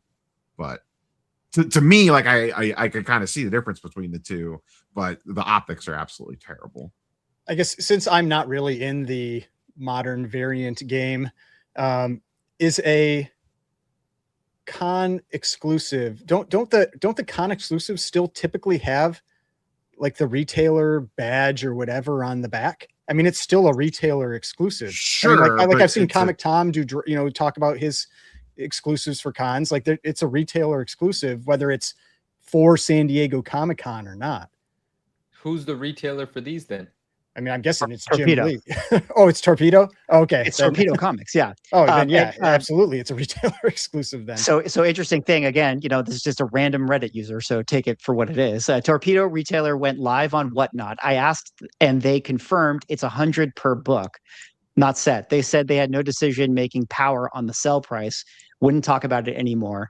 They said to ask IG. I told them no one responded. So the prices above are per book. So, you know, there was speculation of like, oh, like, you know, is this actually what they're pricing? Is this a real thing? And yeah, I mean, it's definitely what would seemingly be 5x above retail. Can you help this make sense for me, Swag? At the bottom of the prices, it says each exclusive purchase includes one Jim Lee signature. So that means if you buy the book, you already have, it's going to be signed. But then it says additional Jim Lee signatures are available for $80 each with the purchase of any Jim Lee Absolute SDCC exclusive variant. What the fuck do you mean they're $80 each? You just said that each exclusive comes with the Jim Lee signature. What is this? What are these two sentences saying? It's a good. I don't know. I don't know. Okay. All right. I think that. Well, okay. So pulling back up, you know, to set the story, reset the story. You know, the Bleeding Cool article. It said that DC urges Absolute Batman exclusives stay under 5x cover price unsigned and 10x signed. So they're saying every book comes with a Jim Lee signature. Is this again one of those, like you said, Rob, you know, by the letter of the law, like the 10x price, his signature price is actually whatever the math needs to math out to be to like work within that 10x value, and that's why we can charge $100. But even if that is true, I just think that it's just so ironic to like have this be definitely, totally. the way to kind of roll this out, after you took this grandstanding position of like how you guys are going to be, for the consumer. But I don't know. I wonder if part of this is also like big company. This department over here is like, all right, let's put this press release out about this thing that we're doing. And then way over here in like the other side of the building, the other team's like, all right, we're going to do this. Let's put the press release out for it. And then they both kind of like throw it to the wind. And then at some point in time, they're both looking at each other, been like, wait, you guys did what? Wait, you guys did it's what? just like that PSA offer thing. Yeah. The like $20,000 card or whatever, or the $20,000 offer for the $100,000 card or whatever it was. Which what's funny about that, Rob? It was $300 offers. What? Which offer was that? No, there was that PSA damaged card that we talked about a number of weeks ago, where it was like you had the PSA's own price that they had on the value of the card on their site gotcha. versus the offer that they sent that guy. Swag, sorry, hold your thought. Get it out. Well, yeah, you got it. Well, no, I was gonna say, like Rob, like I totally believe that could totally have been the thing. But you know what the funny part about that is? It's like, well, whose purview does this actually go under? It's like, Jim Lee, you're the president. Yeah. Like, you need to make sure all these departments are communicating, and that's the ultimate irony there. But I don't know, guys. Price gouging, I think it's an interesting story as it, came out, and I liked the attempt of it. I was, like you said, I could see it either way, because sometimes it is sort of like, well, just let the market be the market, or just don't buy it if you don't want to pay for it or whatever. But like at the same time, I respect them trying to, do some optic damage control, as they rolled out with that book. But because weren't there rumors that Scott Snyder was actually involved in that? Yes. Yeah. As far as I understand it, is like, again, this comes off the heels of like the Dropgate situation with Quintana, and the backlash was so, what do you call it? Like, it's so hot within the social media space. And that was really like the first time like there was any bad press about the Absolute Universe. And then I think apparently, that was one where Scott Snyder actually caught wind of this. And he's sort of like, what is my beloved universe I created where we're like doing all these great things? Like some whatnot streamer is going to be the downfall of like our brand here? Like, absolutely not. We got to crack down on this. And so I think that that's where a lot of this came from.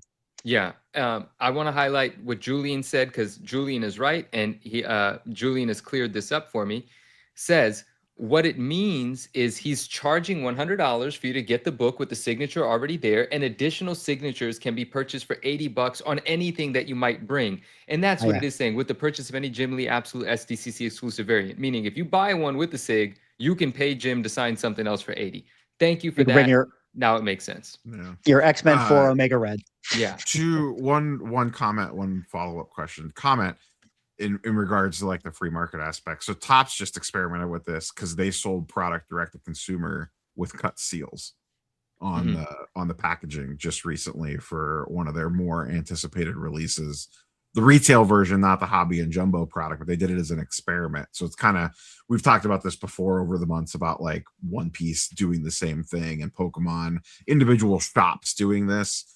But, this is kind of the same thing as DC. Like the manufacturer themselves is getting involved a little bit, trying to change pricing. And then my question about this is, this policy that they're rolling out, is there like a time limit on it post-release date of a variant? Like, is it within the first 30 days you can't price gouge? Or is it like, at what point in time do they lose control over how they price their comics? Right. Is it's that, just the value of that the market. detail yet? Yeah, that's a good point. I think, it's a good question. I think that there were no details like that laid out. In fact, if I'm, really being, nitpicky here, again, a lot of the language is DC urges Absolute Batman exclusive. That's why I feel like it's, it when you see it kind of thing. Like if they feel like you're being a shitty person, then they're going to be like, all right, we're going to punish you for this. Where I was going with that question was like, what's to stop the dealer from, and I don't know how many of these they get. So they get 10.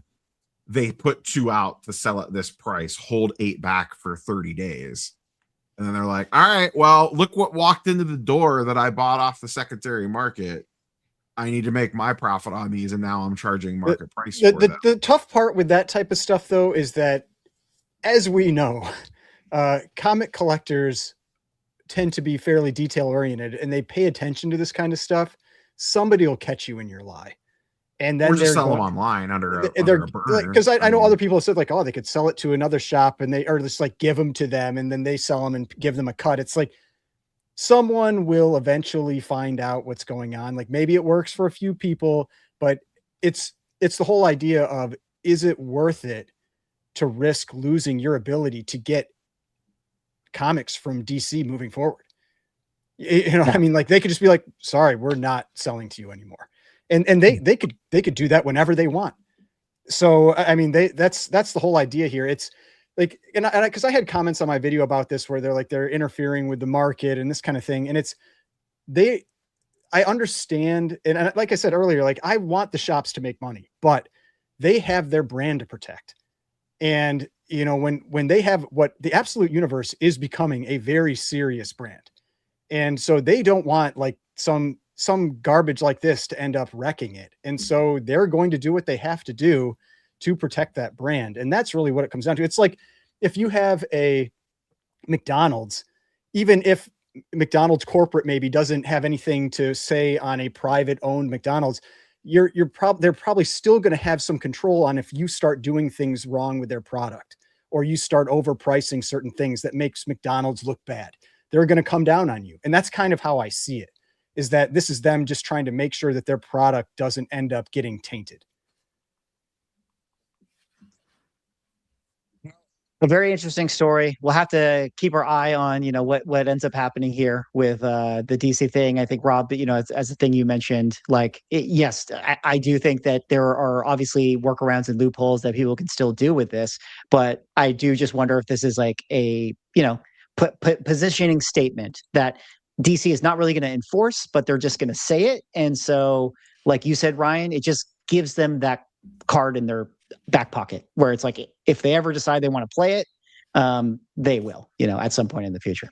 Because like most people haven't really cared about this kind of stuff. Like there's been plenty of other exclusives that have sold for a bunch of money, like the Clayman ones, and you never really heard anything about it. It was that, you know, like that one, it's like, you just don't want to be the one that makes the news. That's the key. Essentially. People are too busy raging about Disney Lorcana drops in the collectible space to care about absolute Batman pricing. How dare you? Because we are about to talk about an absolute Batman price that got sold a little bit later on that people lost their minds about. But before we get there, one little thing just to touch back on this, again, Hall H coming out.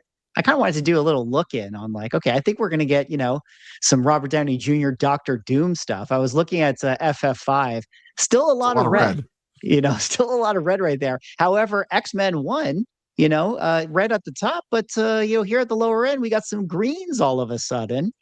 So I don't know, maybe to your point, Manu, maybe this is going to be the thing, that could reset the market. I don't know. Maybe. I hope so. At the end of the show, yes, I hope so.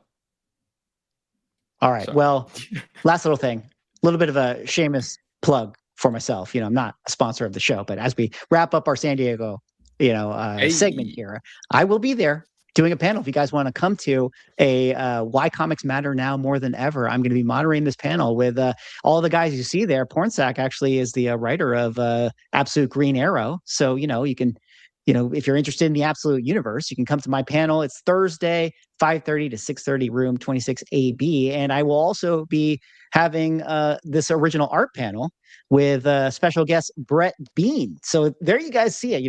That's cool. I'm playing both sides of it. I'm on Team Absolute Universe here. I'm also on Team Dork here. I'm trying to do my part to promote both these universes so the values of the books go up, so we can see what ends up happening with the bet at the end of the year. But this one is going to be on Friday, 2 to 3. We're going to have original comic art. We're going to have a discussion. If you are in San Diego, definitely come say hello, because it's always a good time. Swag, Absolute Batman doesn't need any help. Pump Dork, please. I was gonna say, we already know who's gonna win that bet. Just pump Dork, man. It just takes one sale at the end of the year, one big one. I'm just saying, like, have you bought a Dork #1 yet? Because I'm putting my money behind it. You're manipulating the market, right? This is a variant. This is a variant. That's a variant of cover A with cover A inside it. I know Yeah. what you're doing, but you're manipulating the market. My God. I'm going to remove the cover, get it graded, buy it myself, do it live. back from myself. Do it. Let's teach everyone how to do it live. No, this. I'm absolutely not doing that. So. Okay. Yeah. Actually, like, would you want to do the thing where you take it off and then like you do the video that's like that's how you get your thing. CGC account banned. Like, that's how you do that. So I actually wonder, has CGC actually said that if you do that, then you're not allowed to do that? You know what I mean? Like, did they actually? I asked, and they said that you should get an NG, and there are 0 NGs on the census, which tells you they are getting through, because we know people are doing it. So very, very interesting. Yeah. Well, I mean, it's not like you got to find a cover to align the staple. They take the staple out of the existing book. The holes are lined up perfectly. How are you going to get? I think from what I've heard, most just take like a X-Acto knife and they just. Oh yeah, don't even not even what you heard. You mean what you found to work best, Ryan? I am clearly not going to risk my reputation to make like an extra couple $100 on a absolute Batman sale.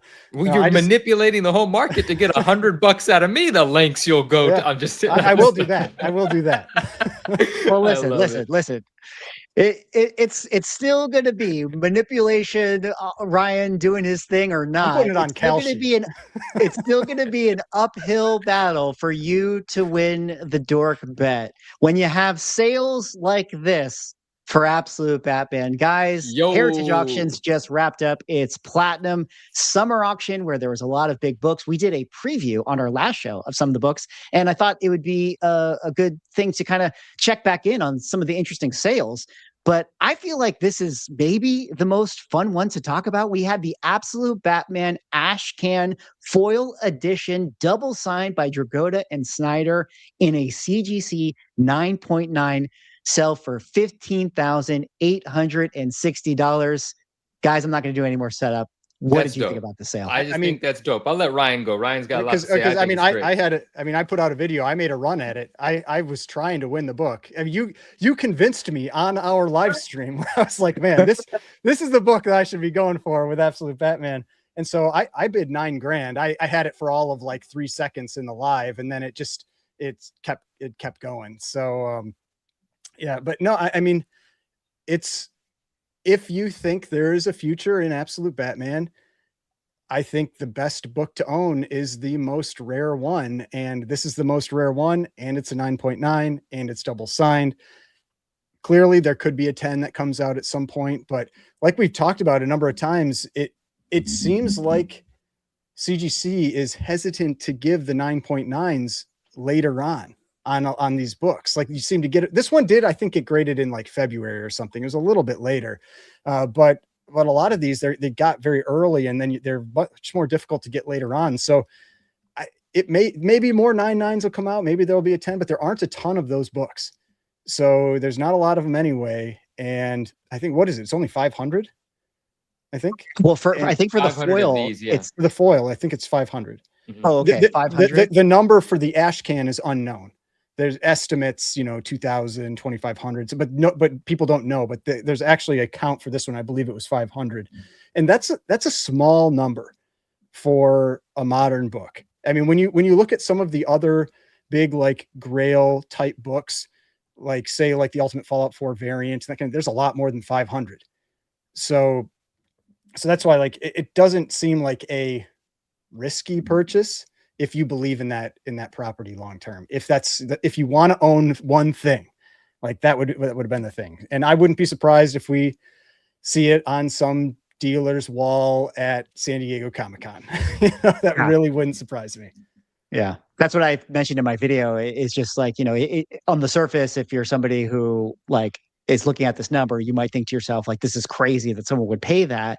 But my thought was like, is it though? Because like for $15,000 compared to like some obscure high graded Silver Age book, like maybe this is a book that is actually more liquid. You could bring this to San Diego, put a $20,000 sticker on it and get 18 for it. Like maybe that's, what a dealer wants to do. But Manu, let me kick it over to you here and kind of get your thoughts on Absolute Batman, Ashcan, this book, this sale, this number.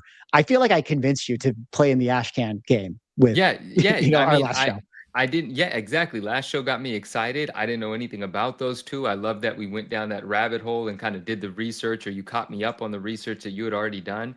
And I was convinced. I think the ash can in a 9.8 is dope. I think the ash can even raw, the black and white one, not even this one, the smaller format black and white one. I think it's just a really cool thing to own. So I'm a fan of it. And this one, you know, 500 copies, right?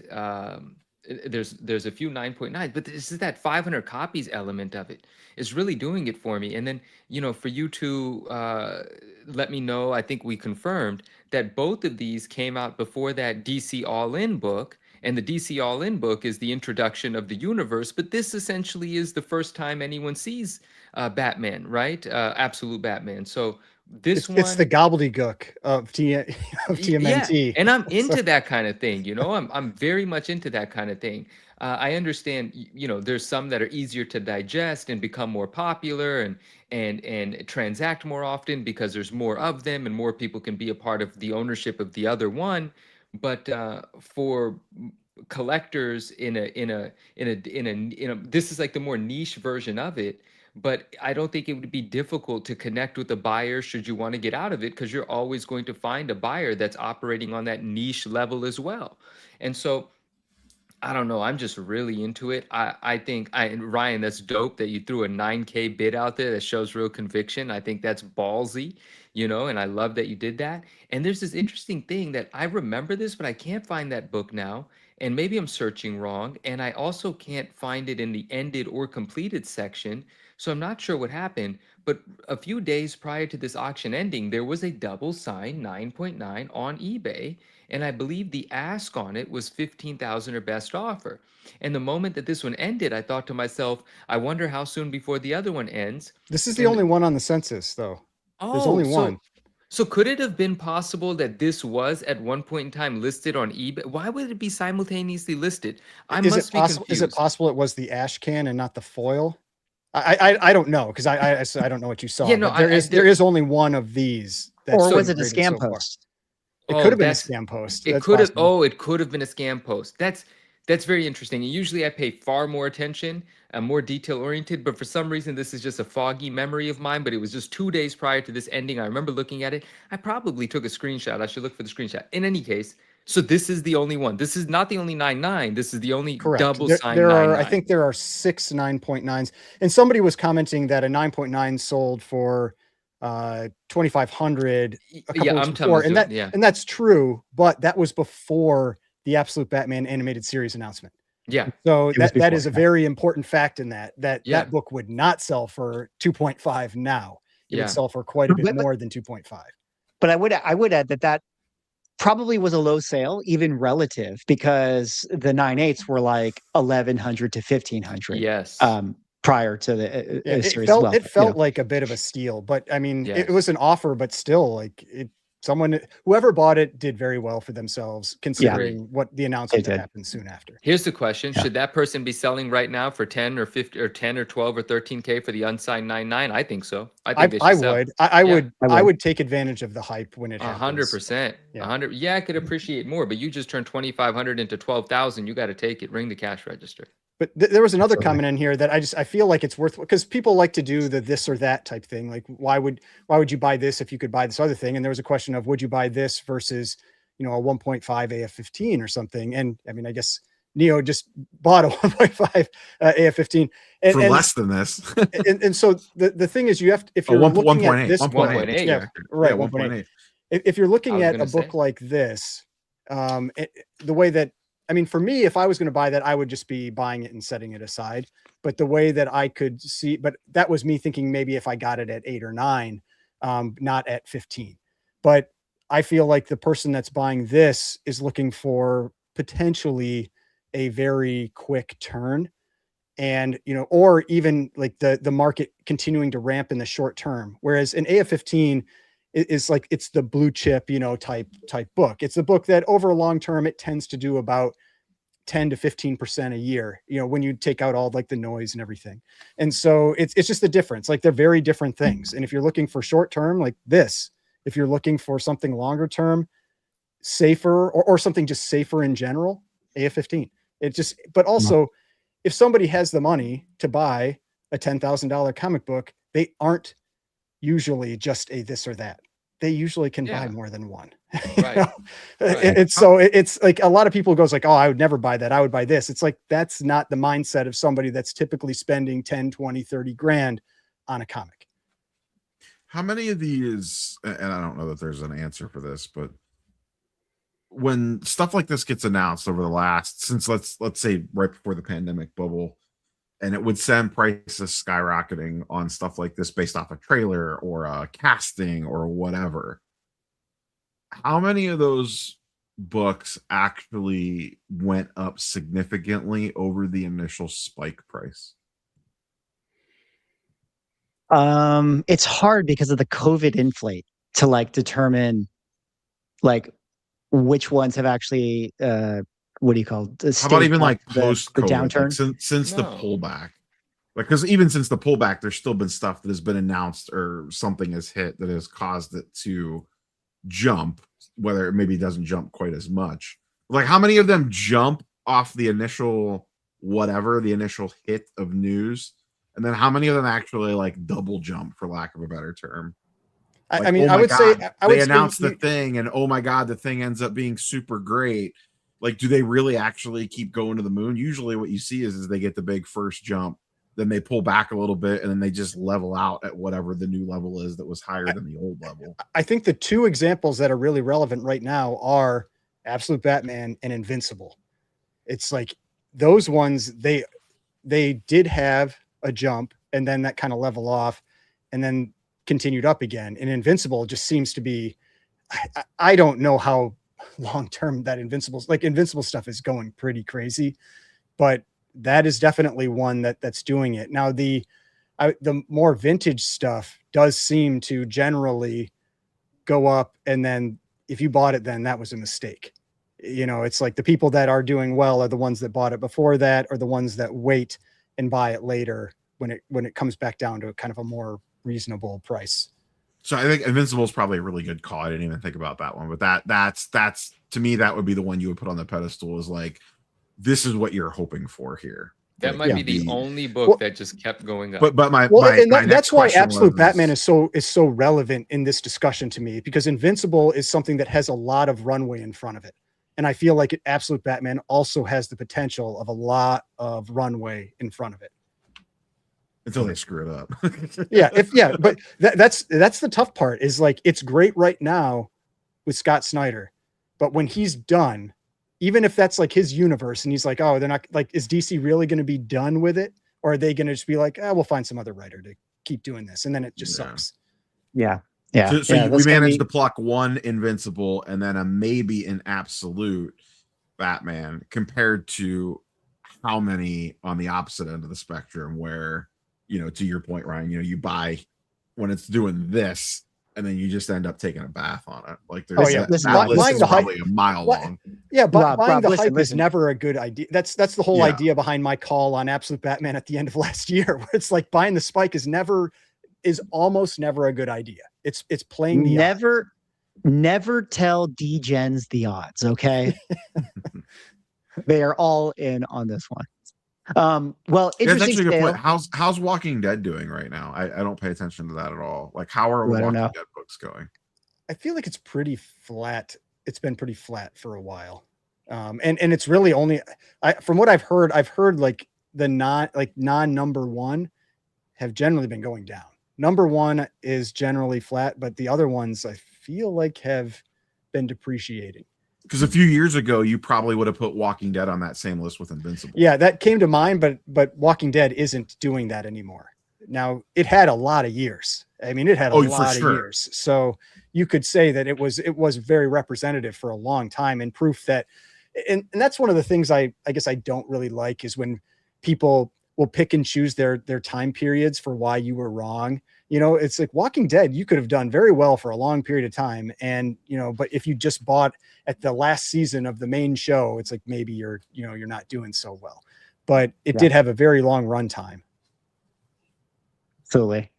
Well, this book hopefully has a long run time. Hopefully will continue to do well because other books are not doing so well, like this other sale that happened at the Heritage Auctions, which, Manu, I see your head shaking here, but sadly, you cannot hide your head from the teacher. I'm going to call on you anyways. Giant size X-Men 1 in a PSA 9.8 selling for $15,860.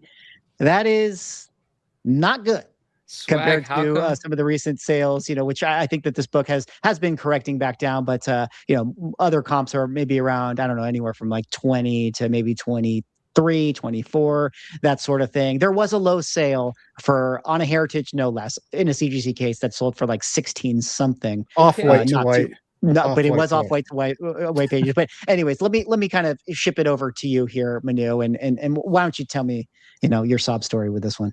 I can't. I'm just sad about it, Swag. Like, that is not a great performance. And I called. I wanted all of us to rally and get this thing to get to 38,000. Didn't happen. But that's your comment in the chat where you were like, "That's a funny looking 35,000" or something. Like that. That's not 38. What the fuck? Yeah. No, I don't know, bro. That's It's just it's not great. I don't have much to say about it. It's not great. Congrats to who bought it. Yeah. Damn. If they can cross it, I was going to say, what's the chance this is already on its way to southeast or to southern Florida? What is it? What's the general number that these are going for? 22, 23, you said? It's between 23 and 25 for a white page CGC right now. Man, that's a lot. That's a big. But a 9.6, I'm pretty sure, is well under 10. So you're taking risky. It's still a risk. It's a risk. Yeah. So, so what you're saying is PSA 9.8s or CGC 9.7s.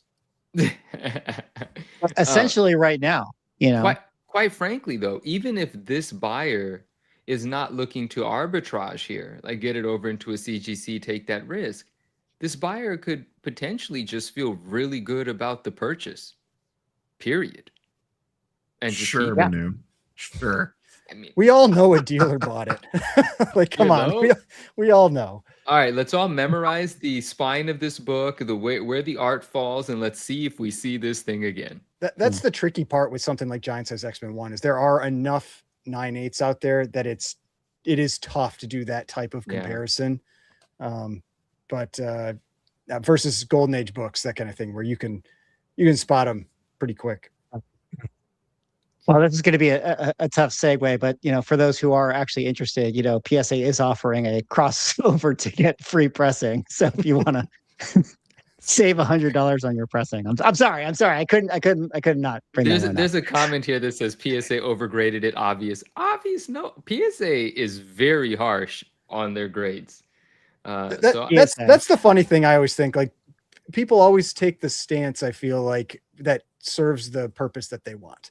Like, it's like, oh, CBCS grades really, overgraded it. But also at the same time, you hear from CBCS back when they were around, like the fanboys, that they were the harshest graders, and it's just like, it's a nice looking book. It probably has a shot at a 9.8, but you're gambling to lose like $6 or $7 if it gets a 9.6.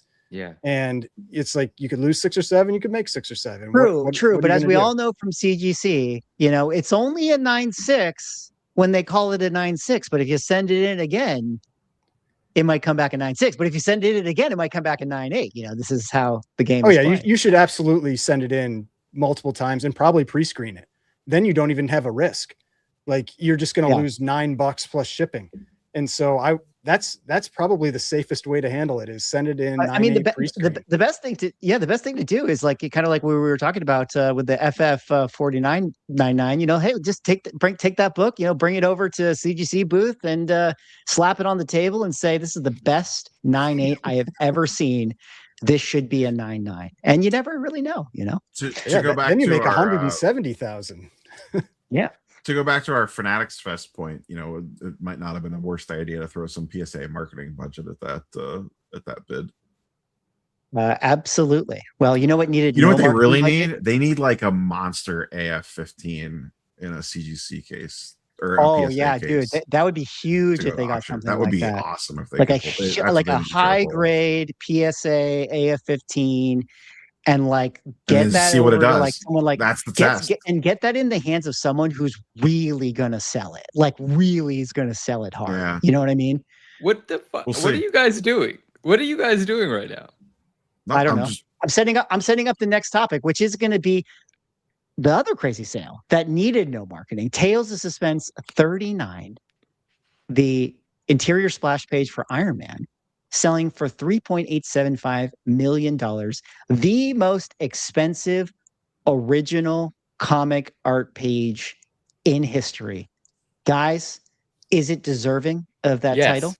Hell yeah. I mean, yeah. for the original art pages that we have seen and covers and everything, there are obviously ones that could sell for more, but I can't think of one that's more significant than this that has sold, at least in modern times where the prices of art have gone to where they are. I mean, if we had that, doesn't the Hulk 180 page exist? The final page, that one, I don't think it can even do this though. I don't think the Hulk 180 final page could do this number. Yeah, I don't know. This was a pretty impressive sale when you break it all down. I mean, what year is this from? Just the fact that this is still even should be like 63, right? Yeah, Yeah, like just 63. the fact that this even exists is like a miracle. Yeah, it's pretty crazy. To put it in perspective, I think the record price previously was, and I'm assuming that we're not counting Frank Frazetta oil paintings, which are kind of like comic art adjacent, sort of thing. But the previous like actual comic art page was the Secret Wars one, where you have that image of Spider-Man getting the symbiote on him, that sold for I think it was 3.1 million during the COVID time, which at that time Mike Zeck art. People were like, this is wild. But this kind of blew it out of the water. I mean, like 700K, even more than that. Like, that's wild. And one of the things I mentioned in my video that I thought was interesting is like, this piece being done by Don Heck. Like, Don Heck, legendary artist, but like, we all know you love Don Heck. Don't listen. I don't need the Heck army to like come after me. Okay. So I'm just going to, keep my words brief here. But, with Don Heck, it's like, he's not really the artist that, has the name like the Kirby or like the McFarlane in the same way, legendary artist. But like, it's kind of crazy that it's like, hey, the most expensive art is Don Heck. Well, I mean, it is, like you said, it's kind of crazy that 1 and 2 are Don Heck and Mike Zeck. Like it's not huge name. I mean, they're big names. It's not the artist. But it's the significance of the event. The significance. Yeah. Yeah. So that's an interesting question then. So like, is that a statement? And actually I can like farm out some ideas of talking points at my original art panel, which, again, guys, San Diego Comic-Con, like, does this kind of put more onus on the moment when it comes to what collectors want versus the artist or the like the amount of people that know it or whatever? It's like, it's almost like the spirit of the page or like how well it's known or what it represents as far as like the character is concerned is almost more important than maybe the artist. Maybe the artist is not, as big of a factor. I mean, I think it's just the same as it's the same as any key comic versus a run filler. It's just that in art, the baseline is much higher than it is in comics, than like the comic itself, because they're still one of ones. So they're significant on their own regardless. But then when you add in a significant event with it, I mean, I don't know if all the pages were owned by the same person, but I've heard some kind of rumors that at least a lot of them were owned by one person, because we've been seeing all these pages get rolled out. I didn't know this was one of them that was going to come up, but they've been gradually going for more and more and more as they've been coming out. And I think the highest one maybe had been around 500,000, 480 or something like that. But I mean, yeah, this is another level, but it's the only one that's a single splash, basically splash page, like a full page, not little boxes and all of that. So, and does anybody know if the cover exists, or is it just I said that interior. in a video covering it, and then someone in my comment section or wrote something. They seemed to be pretty sure about it. That they were kind of like more adamant about like, no, the cover does not exist. They're like, or nobody knows that it exists, or it has never surfaced. What would hypothetically, like, what would the cover of AF-15 go for? I think the cover of AF-15 would go for more than that Action Comics one. How much did that go for? 15 million. Oh, I was about to say the cover of AF-15 would go for 10 million plus, and you're obviously saying that and some more, and I'm on board. Yeah, with I that. would think it would be higher than 10 million if this did 4. I could see 20 million for an AF-15 original cover. I mean, come on, that's man. it, man. That's the grail of grails Yeah. for Marvel anyway. That's I dude, don't know if that one exists. It probably does. I'm just like hypothetically speaking, like what do we think that would potentially go for if it did exist? what if the Ditko version that didn't get used? What if the original for that surfaced? Would that bring in a decent amount as well, just because of its significance? It probably would, but its non-published art does go for significantly less. I mean, we've seen that over and over again. Like even covers, like they go for significantly less. It wasn't originally published, no, but it has been since published a few times. I'm just being technical, but yeah, I understand what you're saying. It wasn't the AF-15 cover. Yeah. Decades later, they used it here and there is the only reason I threw that. Yeah, it was that like 1 in 100 or something. It's on the back of a couple books as well. It's interesting. It's been used here and there. It's been fun to see pop up from time to time. But yeah, dude, the AF-15 cover. Oh my gosh. Oh, that back would be to crazy. the AF-15. Yeah, that would be crazy. All right, sorry, I won't interrupt. No, you can. When you guys were talking about AF-15s a second ago, and I said, "What are you guys doing?" I was I thought you were. I was hinting at that might happen. That might become like there might be a big AF-15 soon. Oh, I should, man. Yeah. Anyway, okay. I mean, from what we've seen, it feels like you almost need the like we saw with the Superman one, like the Ken Golden pushing it, or maybe it's just a different market, the Golden Auctions type market for PSA. But we've seen other ones that didn't do as well as we'd expect over there that were PSA as well. So it's hard to say. Well, who knows? Maybe we'll be able to figure it out, and we'll definitely talk about it if something like that ever does happen. But before I kind of wrap it up with this, sale and the kind of the final thing, you guys got me thinking. Just a quick kind of lightning round here. I mean, like, would the ASM 300 cover sell for more than this right now? No, because it exists and we know it won't. No, not okay. Even close. Would the Jim Lee X-Men 1 covers? Let's do one cover. Would those sell like the Magneto? Yeah, no. like say the Magneto. No. They would go for a lot, but they're not. Part of this is the fact that it's from 1963, and how many of those exist? Yeah, there's a lot of Jim Lee OA out there. There's not a lot of this out there. That's true. I guess I'm just kind of like trying to farm from you guys. Like what would beat this? Like, and we say the A15 cover, but it's like what do we know that exists that would beat it? I suppose is the giant size X-Men 1 cover out there somewhere? No. That's the problem. That's why I pulled out the 180 like last page, because I know that exists because I've seen it sell on Heritage, whatever it was, 10 years ago or 15 years ago. And so I'm trying to think of significant art pieces that I've seen sell 10 years ago when the prices were a lot lower than they are now. And that's the one that really jumps out that I know of. But a Hulk 181 cover give it a run? It doesn't exist. It got destroyed in a fire. Yeah. Oh, I didn't realize that. That one doesn't exist. That's gotta hurt if you had that. See what LA prices are going for right now. The 181 cover doesn't exist? Yeah, well, it did, but it burned in a house fire. Wow. A lot of the conversations surrounding this, when people were making posts about how it was the world record price for a comic book original art, there were comments you would see about publicly it's the largest sale. Do you guys know of private sales? Like, are you familiar of any conversations or aware of someone that's purchased something for higher than this privately? I'm super hesitant about private sales. Like even the private sales that they publish, I don't love. Like the AF or not the AF-15, the Superman, the Action Comics 1. because it's just, you always wonder. I mean, because for example, Ryan, you know, remember my Darkhawk cover? I sold that to you for 5 million, and then I bought it back from you for 5 million and one. Exactly.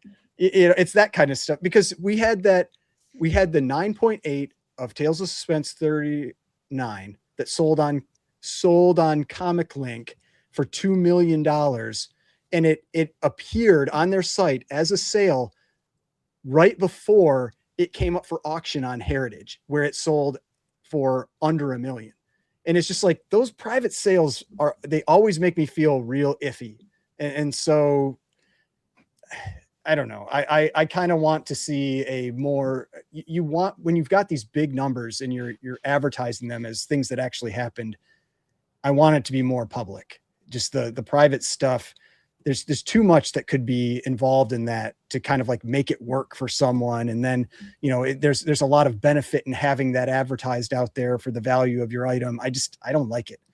But yeah, it's very possible that there have been larger sales, but I feel like it feels off sometimes. Yeah. Well, very, very interesting. Someone in the chat asked about what would the Absolute Batman 1 cover sell for? And actually, we do know that exists. And somebody did buy it at the time when it came out in 2024 for $75,000. And everybody in the art world was like, what a ridiculous price to pay for that thing. But then it ended up being like, what a great buy. Like, what an amazing purchase. But, you know, you had to take the risk. You had to take the gamble at that time. Good on them. Pretty crazy. It was probably the person developing the animated show for DC. yeah, exactly.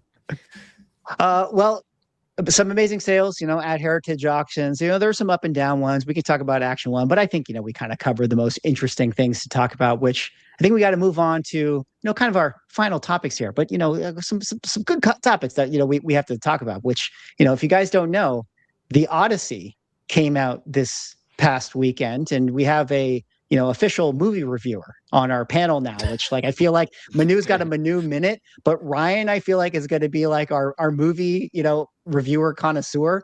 But you know, getting a lot of high praise, both from critics and fans. And I saw a lot of Odyssey stuff going around. And then, you know, PSA made this post. Odyssey has a rookie card, which I thought was hilarious.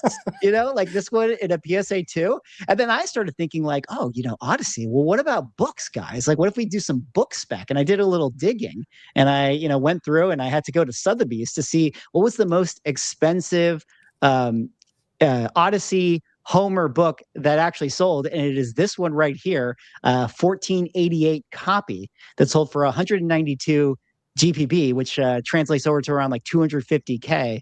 And then there was another Odyssey from a print in 1504 that sold for 177,000. But you know, these were before the movie, you know, so I wonder if somebody could get a bigger sale on that. But let me kind of kick it over to you, Ryan, you know, talking about the Odyssey, and maybe give you some, you know, humor me with like some book spec and things like that. Yeah, I mean, I obviously don't have any comic book spec on the Odyssey, but my take on the movie is clearly not what other people's takes on that movie was, because I mean, I went and saw it on Saturday. And in my review that I gave in my video, I mean, my take was like, I walked out of that movie and I was like, this was fine.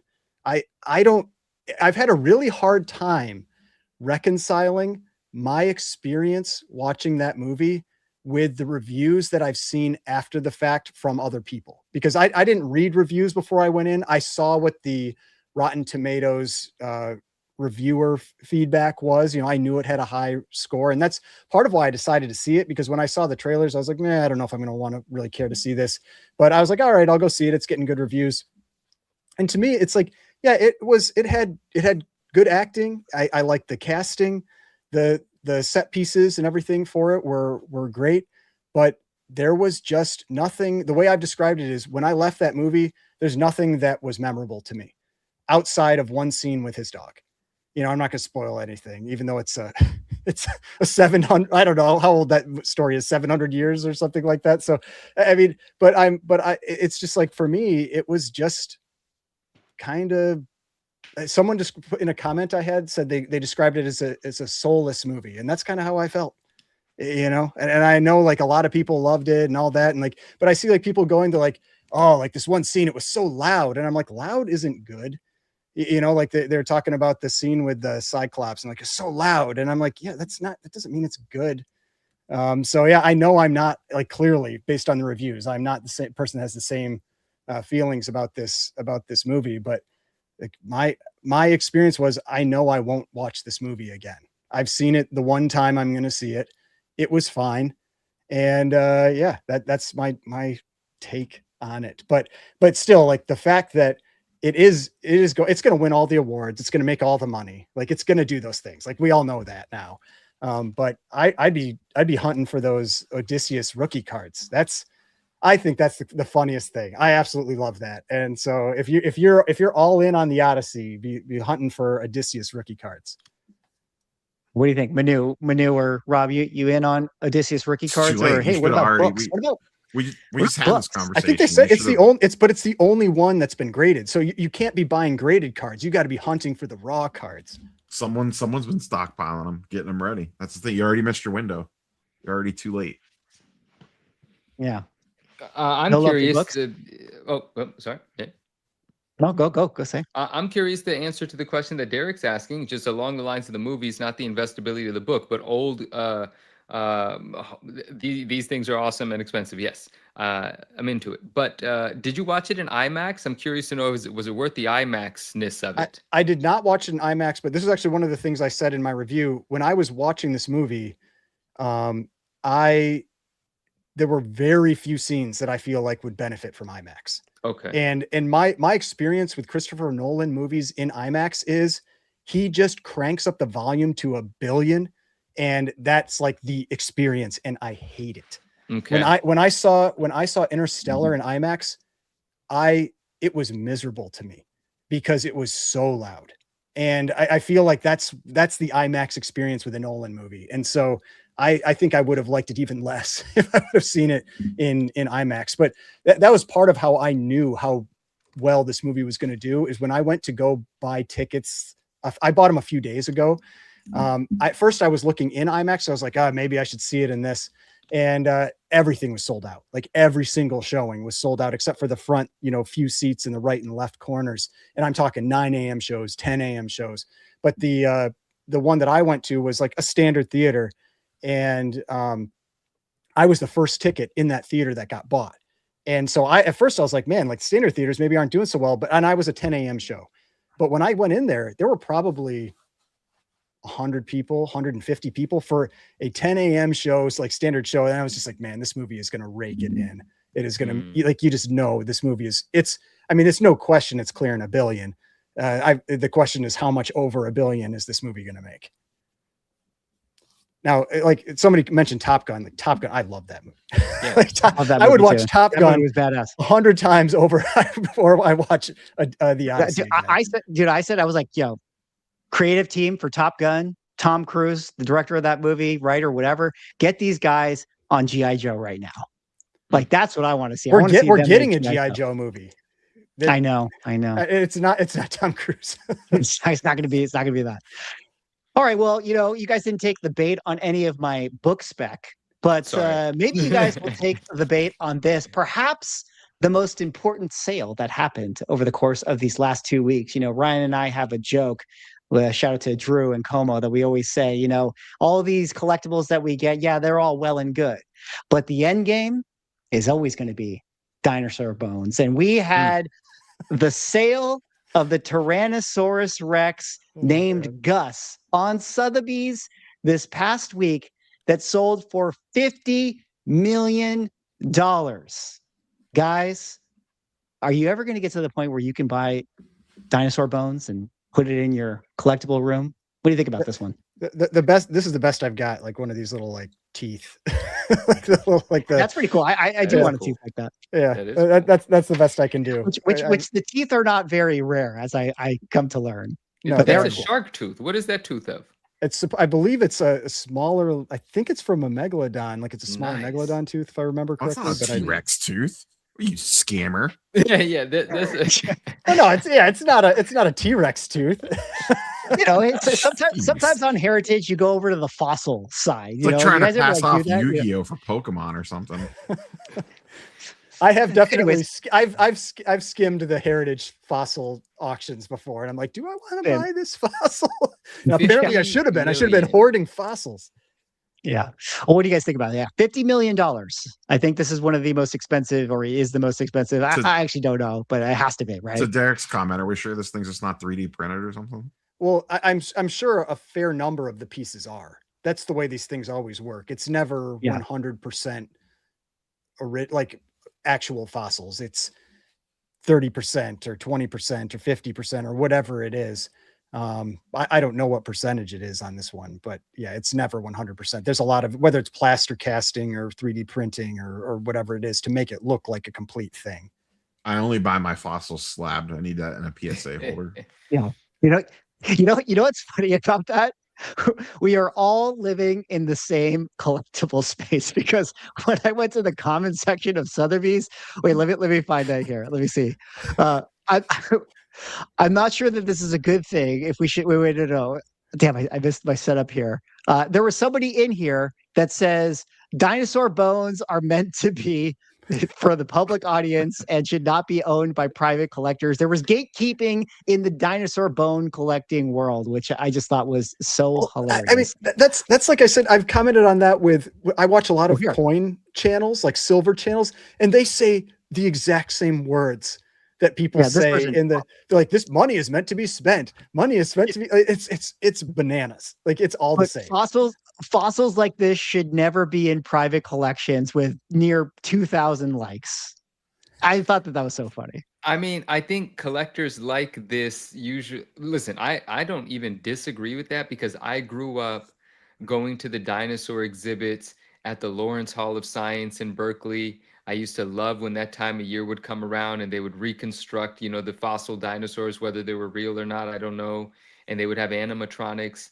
I love this stuff. I grew up loving dinosaurs. I drank coffee this morning out of a T-Rex mug. And so I agree with the sentiment that these should be something that, people can go to their local museums and experience, but belongs in a museum. But also, don't these billionaire types do that? They exhibit, they let their stuff a lot of the be time. I mean, yeah, like I live near DC, and if you go to the Smithsonian or whatever, I mean, most of the stuff is donated by the so-and-so society or on loan from the so-and-so society. I mean, that's how most of that stuff ends up being, because then, they own it, and then they want people to see their name next to it. So I wouldn't be surprised if this does end up in some museum. Yeah. I mean, if it just ends up in a massive sort of like exhibit hall in a billionaire's house where only his friends will see it, that's kind of sad. I'm not gonna lie, but it's very cool. 50 million seems like a steal to me, It's awesome. I do have a little anecdote that Rob, you'll appreciate this one. So I've made mention that my friend works with Critical Role, and they have their animated series on Amazon. And so he was telling me a story of how the cast got invited to dinner at Jeff Bezos's place. And when the show was like initially going, and he was hearing stories from Matt Mercer, explaining it. But then when they went to Jeff Bezos's place, they like had dinner or whatever, and then Jeff was like, "Hey, you want to see some cool shit?" And they were like, "Yeah." And then he like took them to his like private, like what was described as collecting room, and it was just like the most ridiculous things. Like he was just saying like, oh, it's like movie props from Lord of the Rings, like the like one of one, whatever this piece is and all this crazy stuff. But they were like, this is the most amazing thing that they've ever seen. But so confirmed that Jeff Bezos bought that Luke lightsaber on Heritage for whatever 3 million or whatever that thing sold for. Very, very possible. Very, very possible that Jeff Bezos buys this $50 million T-Rex and just puts it in his cool nerd collecting room for nobody really to see. Amazing. But pretty amazing stuff. Well, guys, we did it. We got to the end of the show, and I have to kind of check in. We have one other topic, but I think we need to make some time for a Manu's Minute, if Manu actually wants to minutize us here. I don't know if he does. I'm gonna minutize something. It's gonna be very, well, I guess it's already a minute, but it's gonna be brief, and it's just gonna be a heads up about something. So we did an episode. Ryan's talked about it on his channel as well. We did a clip from it. A lot of people know that there was a scammer a few months ago swapping out books, famously the FF48, 9.8 FF48. And, that person's eBay page had a bunch of other fraudulent stuff. And we detailed it. We showed it. You guys could look at the old video. But this is not about that. It's not about him. It's not about who, what, where. It's about just look out because currently, scammer person is trying to sell. There's probably a bunch that I don't hear about, but this one got back to me. A 181 Hulk 181 9.6, clearly a swapped out book. And when he gets questioned about it, when people wise enough to look into it, question him and don't go through with the deal, he just says, "Oh, I sold it." So like he'll be, "Oh, it's sold anyway. Don't worry about it." But so just look out, guys. If you're in the market for big, cool Silver Age books, this is happening.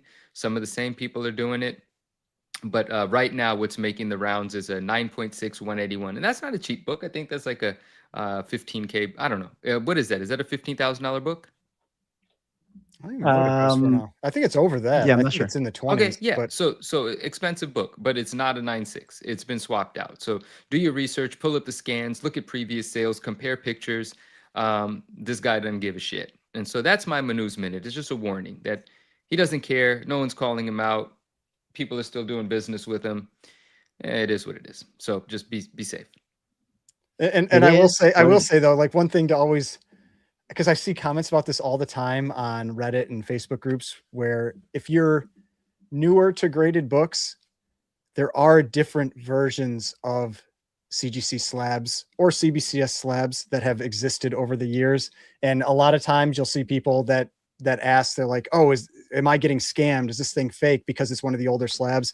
Just know that doesn't necessarily mean you're being scammed. It might just be an older slab. But yeah, if something doesn't look right, the book doesn't look like the grade that it should be, ask questions and maybe just walk away. There's plenty of these books out there. You can always find something else. Unless it's an absolute Batman 9.9 double signed. Exactly. Then there is only one. That's one. Right. You pay whatever that person wants. I'm going to add a little bit more to this. What upsets me about this is even when we did the episode, everyone was like, "Call him out, say his name, say his name." Listen, there's certain things that it's just irresponsible to do, but we gave so much. You had the eBay page name when it was changed. And if you care enough, you poke around enough, you're going to find the name. You just go through the comment section, people drop the name. But then something happened today. One of the people that was, that this individual attempted to scam made a post about it on Instagram. And then someone else left a comment talking about, "Yeah, I heard about all this, but this guy is sue your pants off. You can't say this. That's why people are scared." And then he deleted the post. So it's like scammers with money are winning because people are afraid to get sued. Is that it in a nutshell? I don't know. That's crazy. I mean, the community needs to rally together and really just, really get rid of these folks, right? Like, don't let them back in because they have cool shit. Like, this is so fucking stupid. It's ridiculous. So I don't mean to be jaded about it. I like being vocal about these things, but at the end of the day, and this comes from the Marvel card community, man, some of those folks have been like so accepting back in the community because this idiot has some fancy piece of original card art, or this guy knows that guy. Like, grow a pair. Yeah, develop a fucking backbone. That sucks, and it's really upsetting. So, and it pisses me off because it makes me not want to say shit, but I have to say something. I'm the person that I can't not, but I wish people would help themselves a little bit. Absolutely. Well said. And I live for those moments when you go full Ken Golden. I mean, I want more of that.